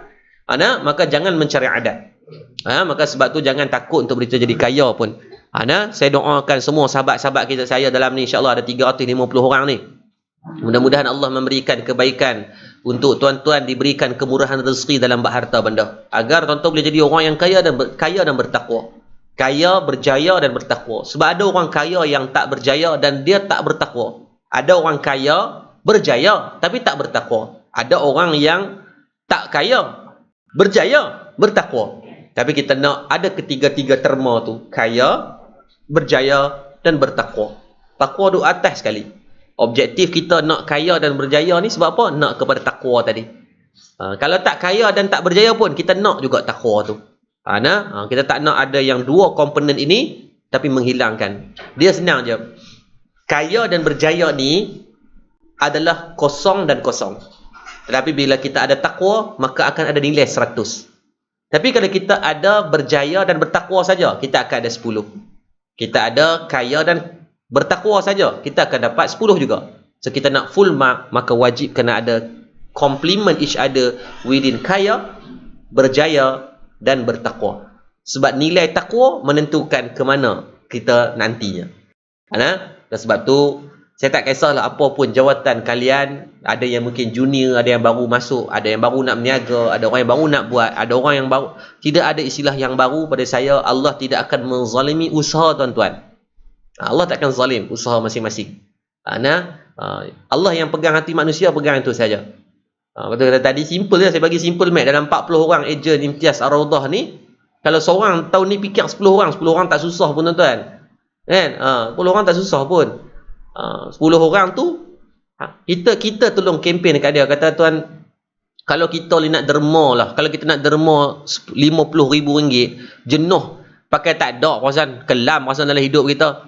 Kan? Tu dah kira kalau nak bagi RM50,000, berapa lama kita nak kena menyimpan? 50 sebulan RM50 kali dengan berapa? 500 bulan. Kali dengan 500 bulan baru RM25,000, maksudnya kena kali dengan 1000 bulan.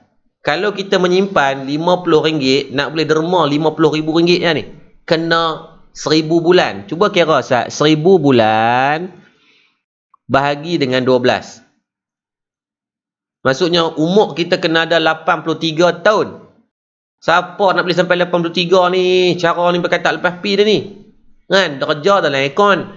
Kan? Makan ni kira tolak batu dengan kayu je. Hak lain semua telan.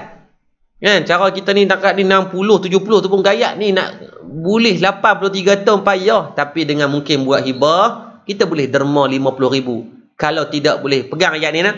Yang ramai-ramai ni. Pegang bagi elok. Kalau tidak boleh memberi ketika hidup banyak, maka biarlah kita aturkan saat kita mati boleh memberi banyak. Saya ulang. Ketika hidup, kalau tak mampu untuk memberi banyak, maka biarlah sekurang-kurangnya ketika mati kita boleh memberi banyak. Dengan cara hibah. Kan? Ambil polisi hibah yang RM30, boleh dapat RM50,000 dah. Kan? Saya tak pasti dari AA apa package. Nanti saya rasa tuan-tuan mungkin boleh ni sendirilah kawan-kawan saya yang di Facebook, kita bersama dengan Imtiaz Ar-Raudah Consultant. Nanti mungkin boleh tim-tim daripada Imtiaz Ar-Raudah boleh memperkenalkan diri dalam komen. Mungkin ramai kawan-kawan kita yang nak tahu. Saya tak ada apa-apa saya tak ambil apa-apa bayaran untuk hari ini, dan saya tidak ada apa-apa kepentingan untuk komisen dan sebagainya. Pada saya, kalaulah daripada 300 kawan-kawan yang sedang menonton hari ini, semua ambil seorang RM30 simpanan untuk akhirat, RM50,000.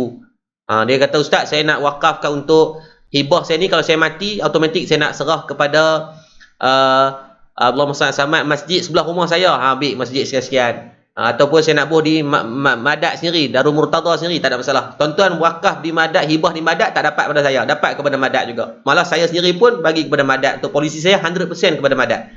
Saya percaya dengan apa yang sedang saya perjuangkan lah. Ni ada Allah Samad, kekanda saya, ke Ayuni pun ada bersama kita. Ni orang ni geng jutawan belakang ni. Dengan insurannya mereka boleh menjadi, dengan takaful dan sebagainya ni, mereka boleh allocate sum daripada dana. Untuk makluman, siapalah ni saya share tuan.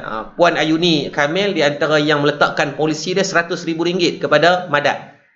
Lepas tu ketika hidup, tuan-tuan bayangkan kalau nak bagi RM100,000 bukan nilai yang kecil tuan-tuan. RM100,000 tuan-tuan perlukan 160 tahun simpanan RM50 setiap hari.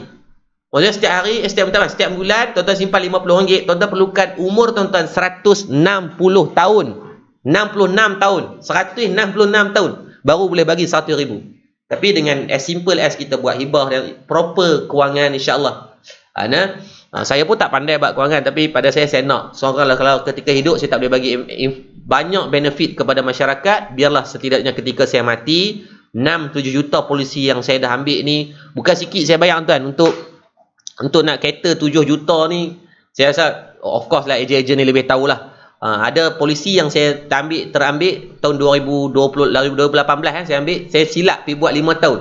So setiap bulan saya kena bayar 2,900. Tapi tak apalah, dah tahun yang ketiga sampai tahun yang kelima dia automate je lah sistem tu. Saya tak perlu nak bayar dah. Tapi sakit lah juga, setiap tahun saya nak kena bayar 30,000 lebih. Sebab saya bayar annually.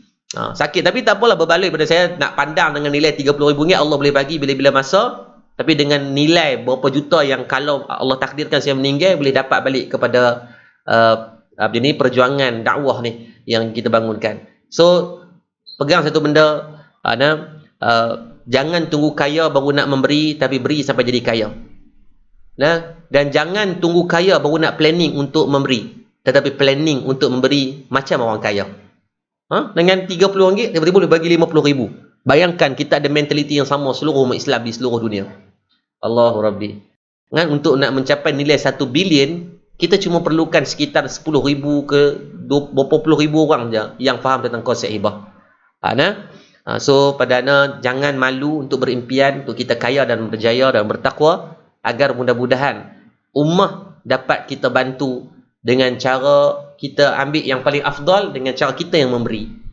Wa izza stansahaka fansah lahu. Ketika ada saudara kamu susah, kamu bantu dia secara menyelesaikan masalah dia. Dan saya yakin kebanyakan permasalahan hari ini datang punca dengan duit. Hari kita bantulah dengan duit. Duit bukan segalanya, tapi insya-Allah hari ini hampir segalanya kita perlukan duit. Nak berak pun 5 kupang tuan-tuan. Dia tak bagi masuk berak dia suruh berak depan tandas kalau tak ada 5 kupang. Jangan dia buat main. Maka sebab tu usahakanlah. Kalau kita tengok dengan asbab COVID-19, Tok maklumat ni data tuan-tuan boleh tengok data. Saya jumpa dengan seorang kawan di pegawai di mahkamah syariah, dia kata, apa Ustaz, dengan asbab COVID-19 pertambahan kes cerai mendadak naik. Sebab apa? Sebab masalah duit. Bergaduh laki bini sebagainya. Dan minggu lepas pun ada satu kes yang mai jumpa sebabkan tak mampu untuk nak menyewa rumah, maka dia terpadam je Pak. Okey. Dia terpaksa dia tak ada duit, so terpaksa menumpang rumah mak. Rumah mak mentua, sampai peringkat bergaduh sebab bila rumah mak mentua ni kadang clash bini dia dengan mak mentua, bergaduh bukan bergaduh yang agak teruk, sampai peringkat minggu lepas dia mai jumpa tu nak bercerai dah. Bini dia sampai dah packing barang nak keluar rumah dan nak sampai peringkat nak bercerai. Tu masalah duit lah. Tapi kalau kita yang Allah izinkan ada duit lebih sikit, ramai orang hari ni saya tengok dia bercerita-cerita kan, kami sonok tengok Ustaz Big Liu. Alhamdulillah Allah dah menjadikan seorang teladan yang macam tu. So tak mampu jadi macam dia sekarang, mulakan apa yang dia pernah buat dulu. Dia mula dengan benda kecil-kecil juga. Tuan-tuan hari ni, tuan-tuan pergi dekat pasar raya, tuan-tuan beli beras, lebihkan satu kampik untuk apa? Tuan-tuan nak balik rumah, tuan-tuan tahu di kawasan tuan-tuan siapa orang susah, tuan-tuan sikah bagi. Sekampik beras baru yang 5 kilo baru berapa belas ringgit, baru 12 ringgit, 11 ringgit. Tapi tuan-tuan dah menyenangkan dia. 5 kilo beras yang orang susah dapat, dia boleh bertahan kadang-kadang sampai 2-3 minggu. Tuan-tuan duit tak banyak, okey tak apa, rendahkan sikit, beli 10 biji telur. Tuan-tuan, saya pernah bagi, baru ni ada satu misi bantuan kita bagi dekat Bukit Selambau, bagi 30 biji telur. Tuan-tuan, waktu dia dapat telur tu, menangis. Kita kenapa makcik menangis? Dia kata, Ustaz, anak saya dah hari-hari duk makan nasi kicap. Tapi hari ni dia kata, Ustaz, 30 biji telur ni insya-Allah boleh tahan sekurang-kurangnya sebulan. Saya tanya berapa orang anak? 4 orang anak makan. Maksudnya dia akan masuk sehari sebiji. Saya kata tak payah. Masak berapa habis minta lagi. Menangis dia. Telur je. Kita ni Allah, telur ni biasanya makanan tu adalah dipanggil added dish. Makanan tambahan. Dah ada lauk-lauk yang utama, telur dadar tu adalah yang tambahan sahaja. Tapi ada orang yang susah yang lebih memerlukan. So ummah memerlukan orang yang buat sebegini untuk kita menjadi frontliner, untuk kita yang memberi, bukan kita orang yang menerima, bukan orang kita yang menunggu, bukan orang kita yang apatah lagi yang akan duduk melaga-lagakan. Kita tengok ada orang bagi, kita orang duduk kata ni tak ikhlas. Soal ikhlas itulah hak Allah. Yang nak menerima adalah Allah, yang buat adalah kita. Tugas Allah menjadikan manusia dan jin adalah mengabdikan diri kita kepada Allah Subhanahu wa taala. So jangan takut untuk terus memberi, dan ingat nak memberi tuan-tuan kena memiliki. So sekarang usahakan untuk memiliki. Perjalanan yang ada melalui apa platform, apa kenderaan pun, imtiaz ar-raudah ke, imtiaz tak raudah ke, imtiaz mana ke pun, kan? Gunalah apa jalan sekalipun, jangan letakkan persaingan, jangan bergaduh, kan? Kamu ada prospek yang terlalu luas, ada 7 bilion manusia di seluruh dunia, kenapa nak bergaduh? Kalau dia dapat tu, doakan agar tuan-tuan boleh dapat juga. Kalau dia ada cara yang lebih baik, tuan-tuan belajar dengan dia. Sebab bila tuan-tuan wujudkan persaingan, maka akan ada pihak dan kalah dan menang. Tapi kalau tuan-tuan tidak wujudkan apa-apa persaingan, takkan ada orang kalah dan tak ada siapa yang menang. Semua boleh menang. Kan? Mulai pada hari ini saya harapkan daripada tim Imtiaz Ar-Raudah dan semua sahabat-sahabat yang menonton cara live di Facebook, jangan pernah ada iri hati, sakit hati. Kalau kita tengok kawan kita berjaya, mungkin Allah sedang memberikan kejayaan dari sudut yang lain dan untuk kita belajar daripada dia yang berjaya. Tanyalah dia, macam mana hang boleh, aku tengok hang setiap jumpa orang nampak mudah ya. Pergi check balik. Jangan sombong. Percayalah, ilmu kita ni sikit je. Allah bagi ni terlalu luas. Jadi saya rasa untuk perkongsian kita dalam hampir sejam suku ni memberikan faedah, dan daripada pihak Imtiaz Ar-Raudhah diperminta untuk Q&A. Saya bukan alim, tapi sekadar kalau berkaitan untuk kewangan, saya rasa insya-Allah tak ada lah pandai, tapi insya-Allah yang saya mampu saya jawab, saya usahakan. Apa yang saya buat saya cuba kongsikanlah. Saya tak ada nak rahsia-rahsia. Kalau tanya saya, ustaz ambil polisi, kaful, hibah apa, saya ambil semua. Semua saya ambil. Sebab apa? Lantaklah duit aku nak ambil, pergi aku lah. Kan?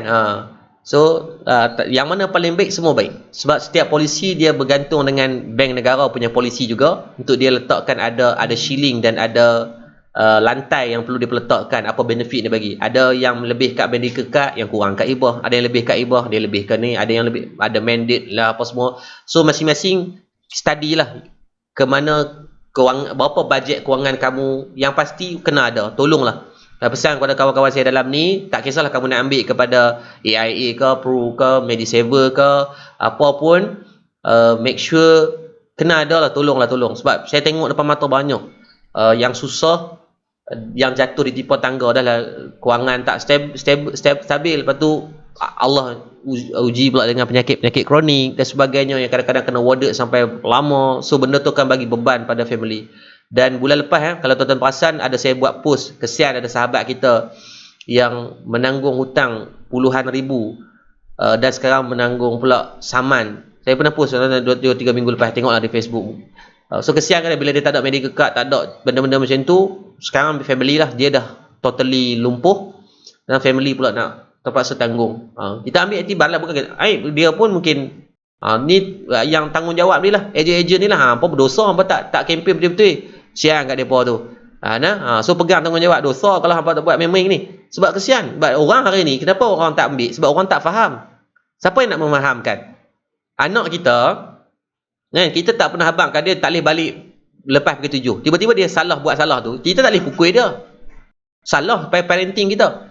Tapi kena pesan kat dia, Along, abah tak mau dah. Along, makan sambil duduk depan TV, atau makan sambil bercakap. Kena pesan kat dia dulu. Endorsement, it should be happen. Kena bagi tahu kat dia, endorsement dia tak boleh makan sambil bercakap. Tapi dia langgar kali pertama, bagi amaran. Dia langgar kali kedua, barulah layak untuk kita nak denda dia. Sama dalam kehidupan hari ni, kenapa orang ramai, orang awam, mereka judge takaful, hibah ni benda yang tak baik, sebab mereka tak faham lagi. Kalau faham, saya rasa insya-Allah. Saya bukan ni ejen, tapi saya sendiri pun ambil medical card, ada 2-3 keping. Padahal masuk hospital bukan nak masuk 3-4 hospital. Hari ni masuk hospital ni, esok hospital ni, ambil rajim. Aku masuk hospital. Kan? Padahal, tapi kenapa buat? Sebab saya ada, pada saat itu ada, saya rasa kepentingan anak-anak saya. Oi, tuan-tuan kalau tengok polisi kad, medical card dia pun punya tebal. Walhal, tu je. Kan? Tapi sebab apa? Saya rasa ada kepentingan. Sebab ada tanggungjawab daripada kawan-kawan kita, ejen-ejen yang datang approach, dia kata, ustaz, dia pun cerita. Sebab itu bukan kepakaran saya. Kan? Lepas tu, itulah bukan kepakaran saya. Adalah kepakaran daripada ejen-ejen ni lah. Allah bagi ilmu kepada kamu, ambil sebagai tanggungjawab. Pada saya, fardu kifayah. Tapi kalau kamu tak buat kerja, berdosa kamu nanti. Bak ramai, kesian. Pergi hospital cuba. Kalau kamu nak bermalas-malas, bawa pipi, ambil start kereta, pergi hospital cuba tengok. Ramai mana keluarga yang susah. Dan bila keluarga yang duk ziarah tu bukan keluarga yang senang pun. Dan nak tanggung pula kos perubatan. Sekarang ingat, di hospital, kerajaan dah overpack dah trafik tu, dan dia orang sendiri dah divert untuk pergi ke swasta. Orang yang tak ada ni, balik awal jual buah pinggang maka tanggungjawab lah, bakat-bakat buat, bakat-bakat usahakan. Mudah-mudahan apa jua teknik, apa jua kaedah, niatkan untuk kita bantu, bukan untuk kita bantu orang lain. Jangan letakkan kepentingan kadang-kadang untuk kita je semua. Percayalah, kamu takkan berjaya pun. Kamu takkan ke mana-mana pun. Inilah hukum dia. It's not about what you give, you get back. Tapi what you give, you get more. Niatkan hari ni untuk you give more, agar you lebih dapat lebih banyak, insya-Allah. Jadi, mungkin saya rasa sekadar tu dulu daripada saya.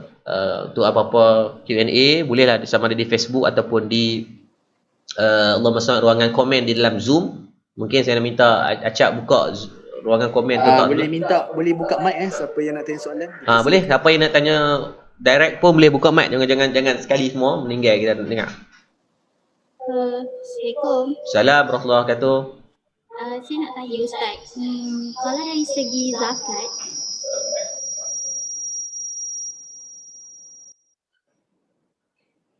kalau macam kita orang sebagai ejen, kita orang pakai commission base, jadi macam mana nak kira zakat tu?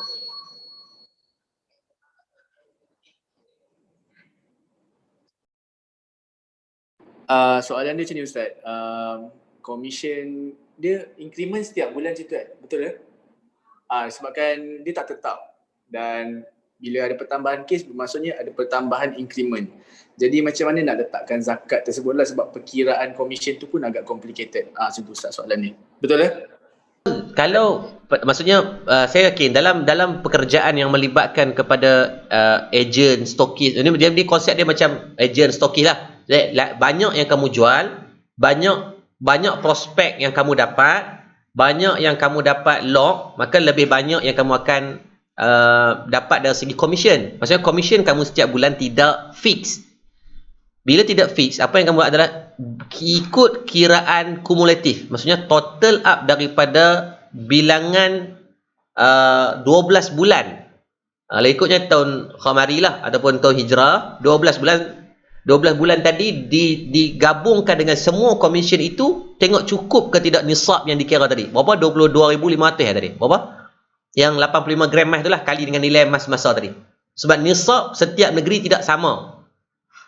Selangor, Kedah, Pulau Pinang, apa semua nanti boleh cek benda tu di pejabat zakat. Yang paling baik kalau tanya saya, dalam bab ni lebih baik berhati-hati, spend satu waktu dalam setahun itu pergi di pejabat zakat yang terdekat untuk minta mereka bantu kira berapa zakat yang kita kena keluarkan. Kadang-kadang ada orang yang dia, contohnya saya yakin kebanyakan yang saya kenal yang terlibat dalam full time as a consultant untuk insurans ni atau takaful ni, yang ada yang full time, yang diorang ada fix gaji juga.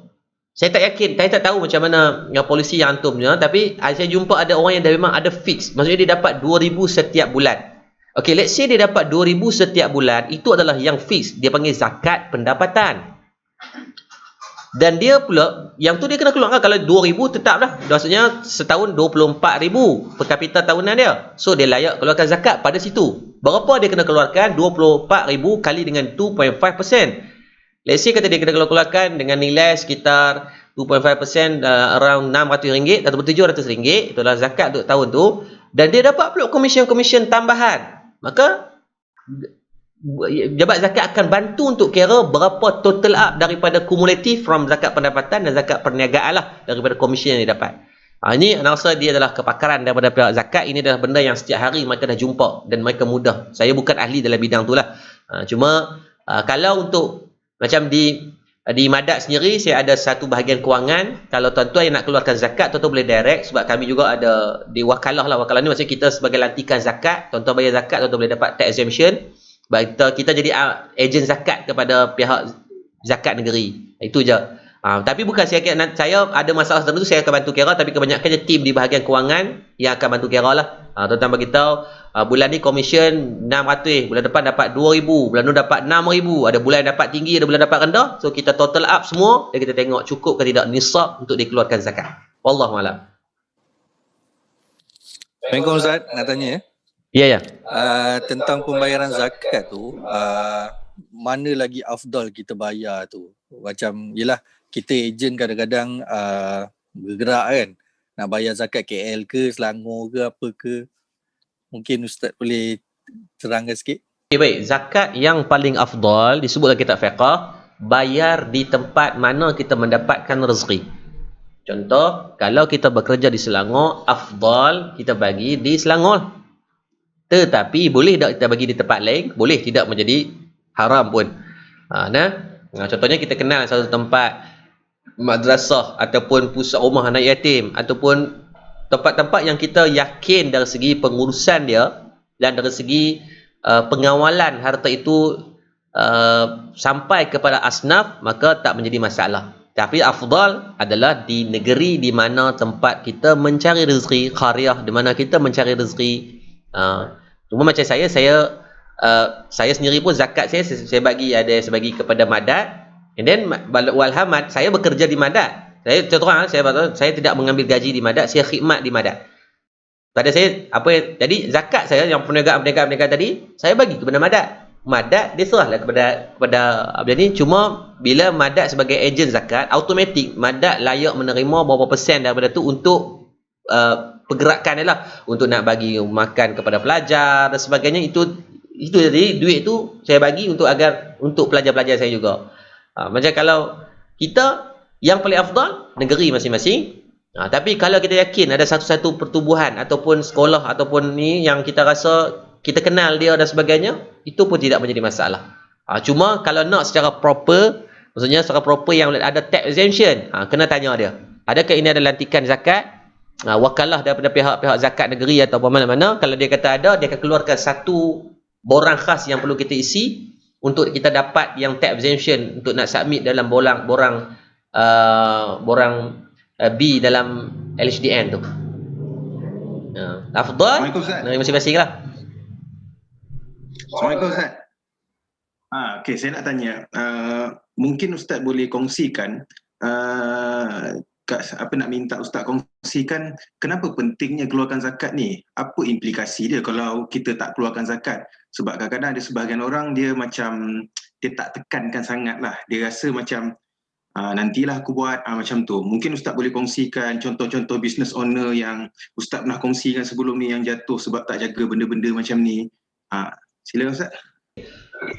Yang ini berdasarkan pengalaman lah. Betul kata, alhamdulillah Allah izinkan, ana pegang dengan satu kalam Imam Syafi'i. Dia kata apa? Sebelum menjadi pendakwah, jadi jutawan. Betul, ana sangat struggle dalam bisnes. Sangat saya struggle untuk saya nak jadi jutawan agar saya boleh jadi pendakwah. Saya letakkan syarat. Biarlah orang kata sombong, dan saya tidak mengatakan siapa yang menjadikan dakwah itu sebagai sumber pendapatan. Saya tak salah, sebab ada je jadi para ulama kita yang terdahulu yang mereka menjadikan dakwah itu sebagai sumber pendapatan. Tak salah pun. Cuma pada saya takut, sebab iman saya tak kuat. So saya letakkan syarat, sampai nak jemput saya kuliah, saya takkan ambil duit. Saya tak nak ambil duit. Sebab apa? Kalau ambil pun saya kata apa? Kalau nak betul ada pihak yang kadang-kadang nak bagi juga, maka saya akan gunakan duit itu untuk masuk kepada pelajar-pelajar saya terus. Sebab pada saya, agar saya nak pergi kuliah tak terganggu untuk saya fikir berapa dia nak bagi kat saya. Berapa dia nak bagi. Sebab kadang-kadang kita pun cak ayam kok, fikir dia bagi 500 apa, 1000 apa. Takut kat situ rosak saya. So saya fokus kepada perniagaan. So kalau perniagaan saya tahu untung rugi dan sebagainya, tapi saya tak nak jadi ikalan. Tapi kuliah saya kuliah. So my passion is to mengajar. So kalau tanya saya kenapa zakat itu menjadi keperluan, sebab saya tengok depan mata. Kalau kita tengok tahun 2016 dan 2007 berlaku kebangkitan era fashion. 2016, 15, 16, 17 di Bangi tu, ya Allah tuan-tuan. Jadi center untuk fashion punya butik lah. Kan di Bangi center, kalau lalu kawasan tu semua dulu. Segala mak nenek jenama ada. Kan tumbuh buat cendawan. Kan tudung ni macam-macam. Tudung bawai, tudung ikan kering, tudung ikan bilis. Kan tudung kali api neraka, segala mak nenek tudung. Tudung saja ni ada beratus-ratus fashion. Kalau kakak-kakak kita, isteri kita kan pi tu tuan-tuan tak jumpa jalan keluar saya rasa. Tudung saja, tudung. Saya tengok tudung saja, ya Allah Rabbi, beratus-ratus. Tak kira baju lagi. Hak yang jenis bunga besar, bunga kecil, bunga tak cukup sifat, bunga yang terlebih sifat. Kan color warna-warni, borea segala macam ni waktu tu. Dan ketika berlaku ledakan fashion tahun 2015, 16, 17, waktu juga kebangkitan lah. Waktu tu guru-guru marketing dah mula naik. Bermula dari yang dibawa oleh Dr. Izan Osman, Batu Natang Sifu, Jamal, Najib Asadong, Hasbul Brother. Ramai yang dah mula berlaku. Positif lah, maksudnya pergerakan orang Melayu kita, kesedaran nak buat bisnes dah mula bernafsu dan mencanak-canak naik. Dan ketika naik yang terlalu mendadak dan berlaku kejatuhan juga mendadak. Ini adalah kes tadi yang real lah. Ni bukan tipe saya tak sebutkan nama lah. Ada satu company yang ketika tu dia ada sekitar 400 cawangan. Kalau tuan-tuan buka radio, hari-hari iklan dia.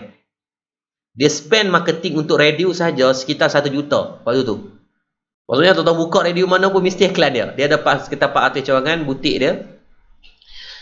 Dan profit dia pernah hit more than 50 juta lah. Dia pernah hit 50 juta. Tapi tiba-tiba sekarang hilang tu. Dan dia sekarang jadi agent untuk orang punya company pula, untuk jual produk orang. Padahal dia pernah touch 50 juta punya profit kan. Profit ni maksudnya dah tolak dah OPEX cost, tolak modal semua, profit. Maksudnya profit ni solid dia punya. Dan company tu adalah sole proprietor, dia seorang je, bukan share sama-sama, lagilah memang kaya teruk. Tapi bila saya jumpa dia, bila kita jumpa dia, tengok kenapa dia muflis lah, dia jatuh terus. 50 juta profit. Kalau graf ni tuan-tuan, dia naik. Kalau saham dia pergi complete morobozu dan jatuh tu dia bukan correction, meninggal balik awal terus. Tak ada mengucap tuan-tuan. Bila tanya dia ada satu benda je. Allah SWT, dia kata, Ustaz, saya sedekah buat. Wakaf ni buat banyak. Satu benda je. Terlepas pandang berkaitan zakat. Terlepas pandang berkaitan zakat. Dan zakat, Allah sebut dalam Quran secara official 32 kali dalam Quran. It's not about playing, bukan main-main lah. It's not a play thing yang kita boleh nak, aku nak berkeluar, tak berkeluar. Ingat, kamu berkira-kira dengan Allah 2.5%, Allah takkan ambil balik 2.5% biasanya. Allah will take more than what you expect. Dan dia hari ni bukan takat hilang 2.5% yang dia kedekut tadi. Sebab tuan-tuan simple lah, 50 juta nak keluar 2.5%. Tuan-tuan kira Ustaz, tinggi tak nilai dia? 1% per 50 juta bersamaan dengan RM50,000. Bukan. Berapa? 50 kan? 50 ribu kan? 50 juta kali 2.5%. Tak silap saya dalam 125,000 ke? Try kira Ustaz. 1? So bayangkan zakat yang dia perlu keluarkan 1.25 juta tuan-tuan. So big amount, boleh beli kereta Lamborghini cash, Range Rover beli, lepas tu pakai sekali betul lempak. Sebab 1.5 juta. Kan? Beli gelang, beli bukan pulut dakap dah, nenek pulut dakap boleh beli. Ni gantung sampai ketiak 1.5 juta. Kedai emas tu tuan-tuan boleh beli. So dengan nilai yang besar macam tu, so dia rasa macam a big losing. Kalau buat keluar, oi gila 1 juta nak buat keluar. Faham? Jadi kat situ yang datangnya nafsu yang mengatakan tak payah buat keluar. Buat keluar 100,000 dah Oh banyak kot, orang lain buat keluar 1,000, aku buat keluar 100,000. Dia terlupa 50 juta baki yang sepatutnya masih ada pada dia lagi 48.5 juta. Ketika tu Allah tak ambil 1.25, Allah ambil total bukan 50 juta. Dia hutang dengan bank sebabkan dia ambil baju, dia order terus 100,000 kuantiti sebagainya.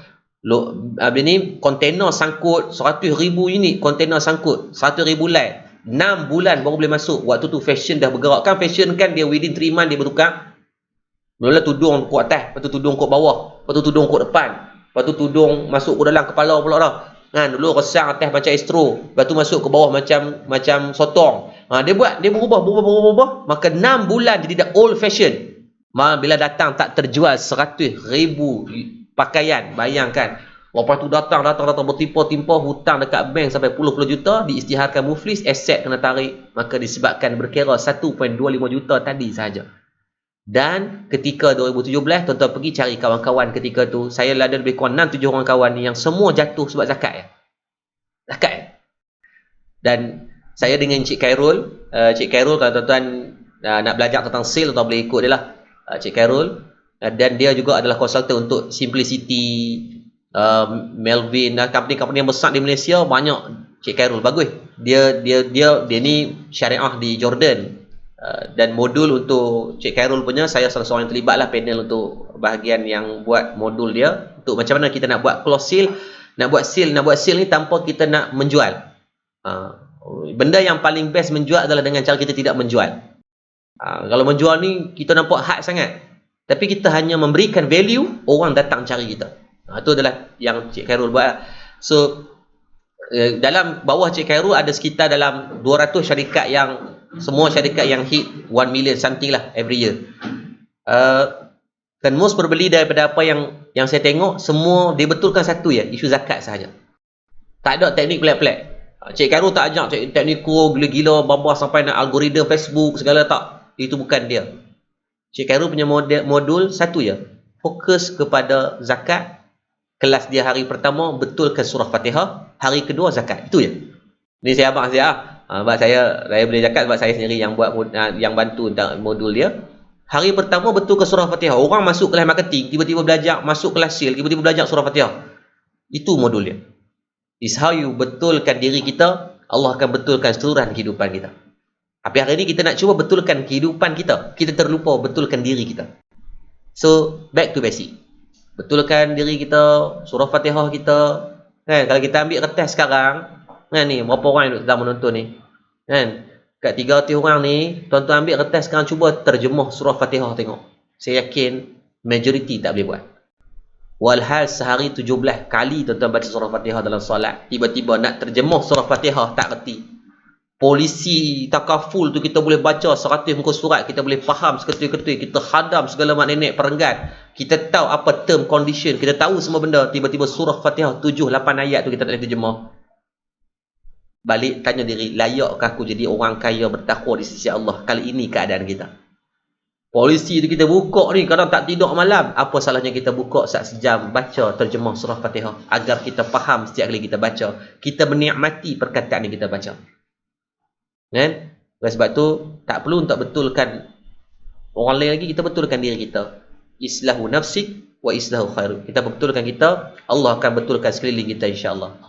Kan? Mudah-mudahan berfaedah. Tapi it is the real care. Saya nak sebut nama tak lagi jadi aib, tapi banyak gila company yang hilang terus daripada radar disebabkan zakat sahaja. Nah, tu ramai kawan-kawan saya yang pernah masuk dalam kelas Cik Khairul, saya recommend ada banyak kelas-kelas free dia, pergilah masuk dulu tengok agar at least kita nak buat tu biar, dan ilmu dia pun adalah degree on syariah di Jordan dan sebagainya, bukan tak ada ilmu-ilmu yang melibatkan new age lah apa semua ni. Saya sendiri tengok, alhamdulillah okey, boleh lah untuk belajar, kita keep learning lah insya-Allah, ada proses. Wallahu a'lam. Soalan terakhir daripada kawan-kawan. Ni last question habis last question ni saya minta, kalau boleh lah saya nak minta Ustaz ni diakhiri program dengan bacaan doa lah lepas last question. Boleh nak?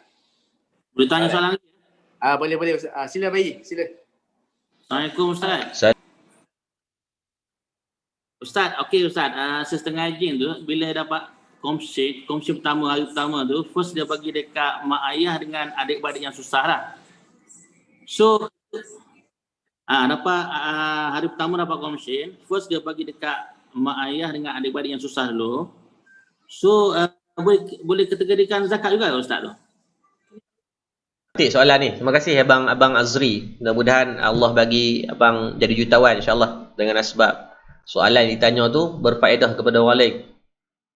Dalam bab sedekah, sebaik-baik sedekah adalah kepada mak ayah. Saya sebut dulu.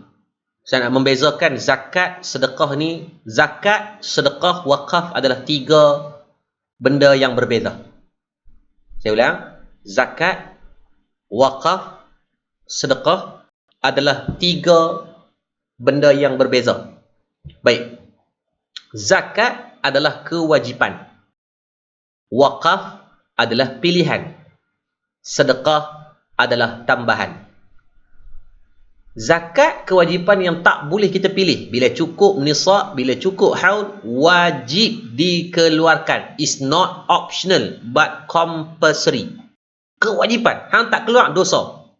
Dan ancaman dia bukan dosa kecil, dosa besar. Dosa besar. Dalam Quran, bab zakat, Allah kepilkan semua dengan solat. 30 kali. 3 dengan solat. Wa aqimus solah wa itaz zakah, wa aqimus solah wa itaz zakah. Tunaikan solat, keluarkan zakat, tunaikan solat, keluarkan zakat. Dalam kitab ni, bab zakat ni berpuluh hadis cerita bab zakat saja. So zakat adalah kewajipan. Adapun wakaf dan sedekah adalah pilihan. Bila dah keluarkan zakat, barulah kita keluarkan wakaf, kita buat sedekah. Wakaf ni pula benda yang terhenti. Kan kita mengaji Quran, wakaf. Apa makna wakaf? Berhenti kat satu tempat. Maksudnya kita bagi satu benda yang bersifat, contohnya tanah, benda yang tak orang tak boleh nak jual, dia berhenti dekat tu ya. Kita beli buat bangunan, tu wakaf. Aku nak wakaf kat coklat ni, tak boleh. Sebab ni benda yang bersifat kepada habis. Tu tak boleh nak wakaf.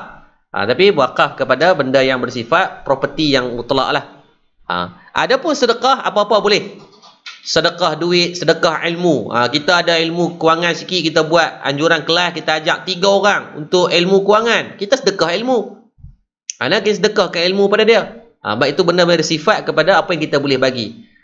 Adapun kepada mak ayah, zakat tidak boleh diberikan kepada mak ayah. Sebab mak ayah adalah tanggungan kita. Kalau mak ayah susah, wajib kepada anak untuk tolong.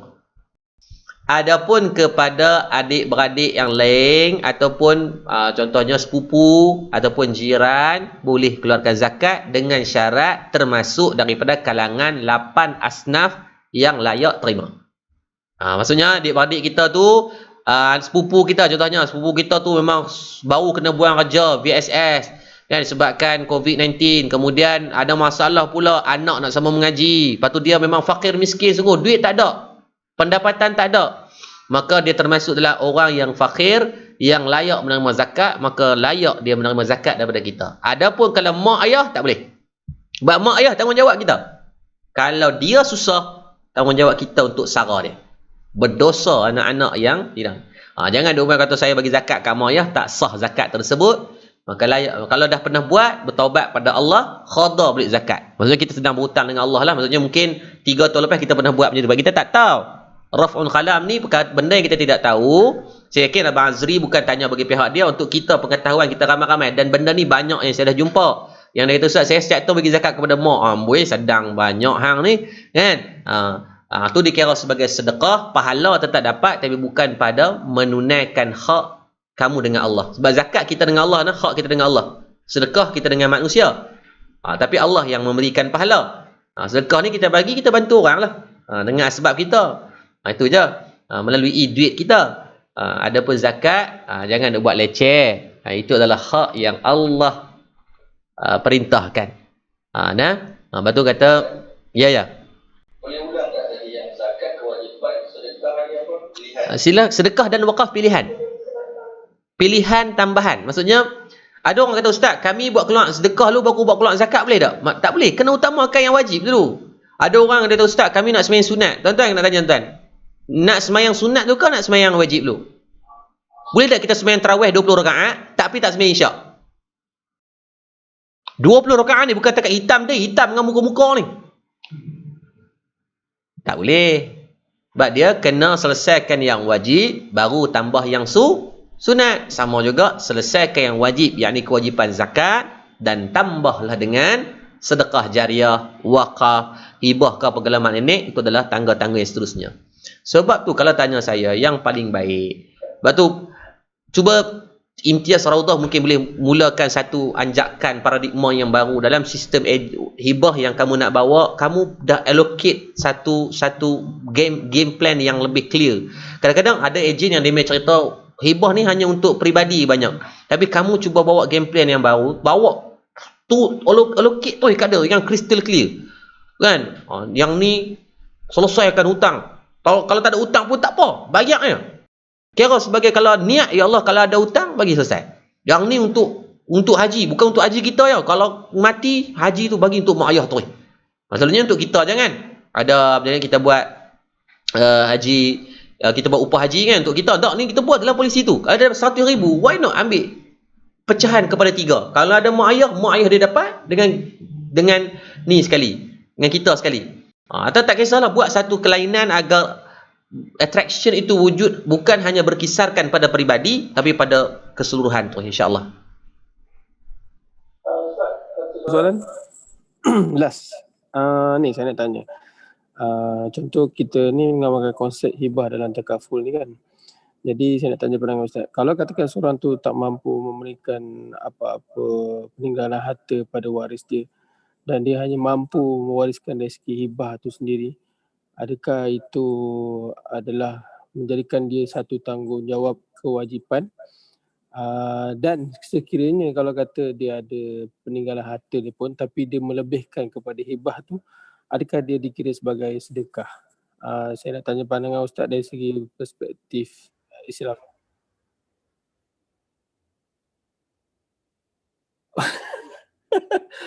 Saya tanya balik.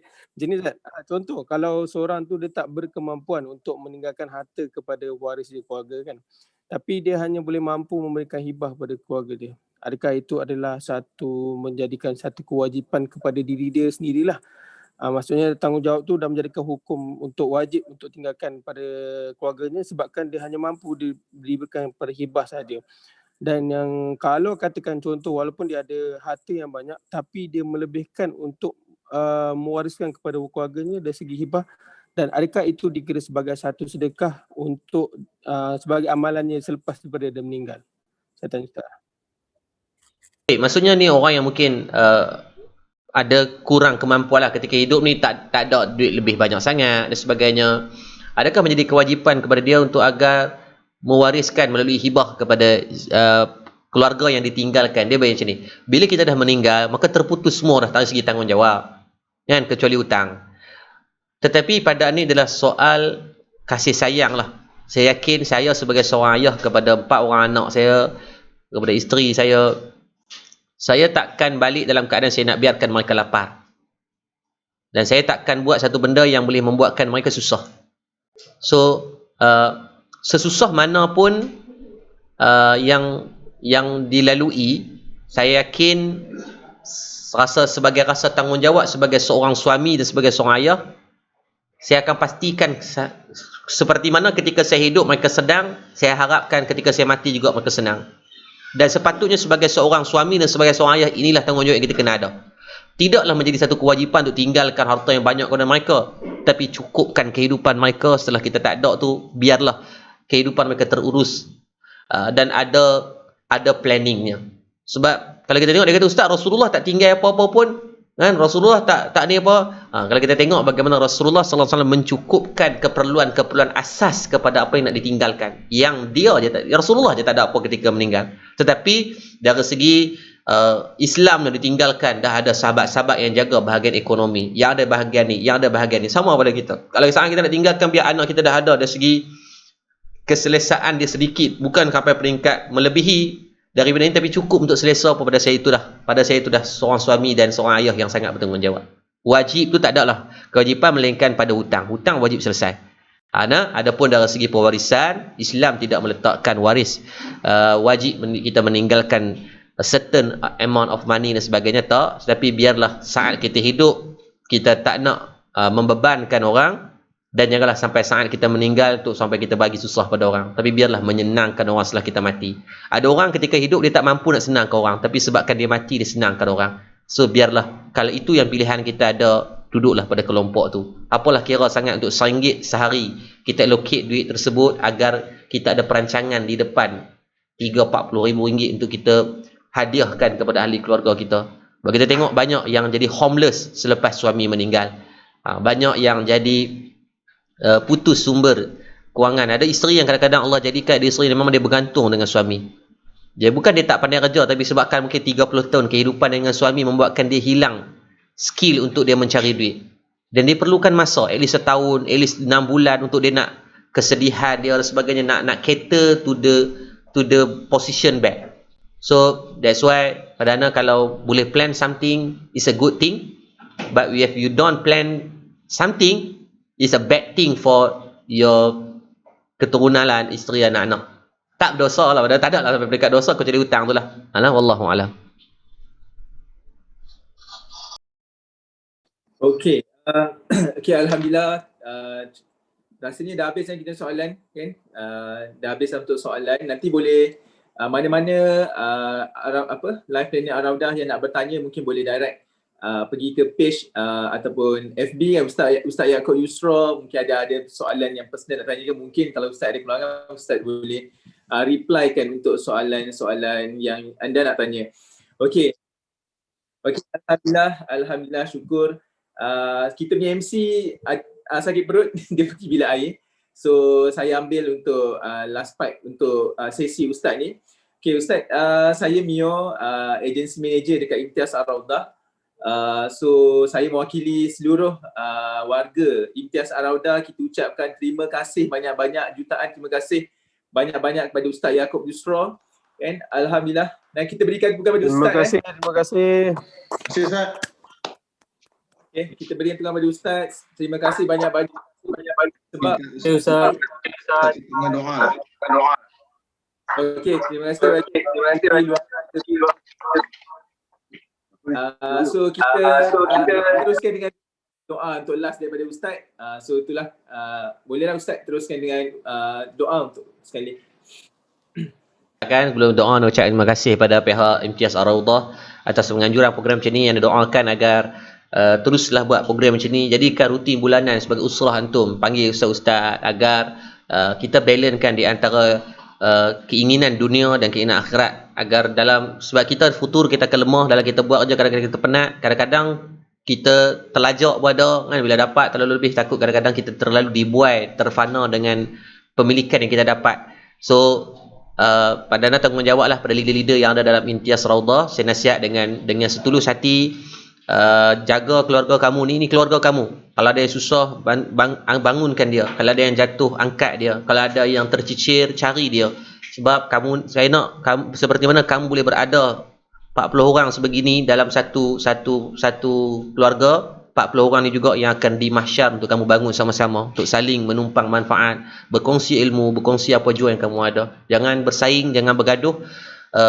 Cari titik pertemuan yang baik agar insya-Allah sama-sama boleh bagi jadi tulang belakang kepada ummah insya-Allah. Dan terima kasih juga kepada sahabat-sahabat kita di Facebook, hampir 800 share di Facebook kita, subhanallah. Biasanya kalau benda-benda macam ni orang agak skeptik sebab dia nampak segi perniagaan. So, saya tak pandang dari segi perniagaan sangat pun. Saya tak kisah, betul, saya tak minta apa-apa komisen atau apa-apa pun. Saya mengharapkan agar semua saling boleh bangunkan ummah dengan apa kemampuan yang kita ada insya-Allah. Jadi kita akan tutup dengan baca doa, mudah-mudahan Allah memakbulkan asbab berkat doa-doa orang soleh seperti tuan-tuan insya-Allah. Al-Fatihah. A'udzubillahi minasyaitonirrajim. Bismillahirrahmanirrahim. Alhamdulillahirabbil alamin, arrahmanirrahim, maliki yaumiddin. Iyyaka na'budu wa iyyaka nasta'in. Ihdinas siratal mustaqim, siratal ladzina an'amta 'alaihim ghairil maghdubi 'alaihim waladdallin. Amin. A'udzubillahi minasyaitonirrajim. Bismillahirrahmanirrahim. Alhamdulillahirabbil alamin, hamdan yuwafi ni'amahu wa yukafi'u mazidah. Ya Rabbana lakal hamdu kama yanbaghi li jalali wajhikal karim wa 'azimi sultanik. Allahumma salli ala sayyidina Muhammad wa ala ali sayyidina Muhammad. Ya Allah, ya Tuhan kami, ampunkan dosa-dosa kami ya Allah, dosa kedua ibu dan ayah kami, dosa guru-guru kami, dosa pemimpin-pemimpin kami, sama ada dalam keadaan kami sedar atau kami tak sedar ya Allah. Ya Latif, lembutkan hati kami ya Allah, hati kami keras dengan dosa dan maksiat yang telah kami lakukan ya Allah. Ya Allah, kami sedar tangan yang kami tadah pada petang ni, tangan yang banyak buat dosa, tangan yang banyak buat maksiat, tangan yang banyak melakukan kemungkaran. Ya Allah, kalau kau tak ampunkan dosa-dosa kami takut kami akan diazab dengan azab yang pedih ya Allah. Ya Allah, dalam kehidupan kami dah banyak dosa kami buat ya Allah. Pada umur muda kami banyak buat benda-benda yang lara ya Allah. Dalam kehidupan kami pernah lawan cakap mak ayah kami ya Allah. Kami pernah bergaduh dengan kawan-kawan kami ya Allah. Kami pernah putuskan silaturahim ya Allah. Maka ya Allah, kami mohon ya Allah, dengan umur yang kau izinkan sekarang ya Allah, kau jadikanlah kami sebagai seorang manusia yang bermanfaat kepada ummah kami ya Allah. Ya Allah, kami banyak kekurangan, kami tak banyak ilmu, kami tak banyak pengetahuan. Kadang lidah kami tak mampu bercakap dengan percakapan yang fasih. Kami tak mampu untuk buat apa-apa tanpa bantuan-Mu ya Allah. Maka ya Allah, berkat 2 jam hari ini kami usahakan sesuatu agar ada peningkatan ilmu dan iman dalam kehidupan kami.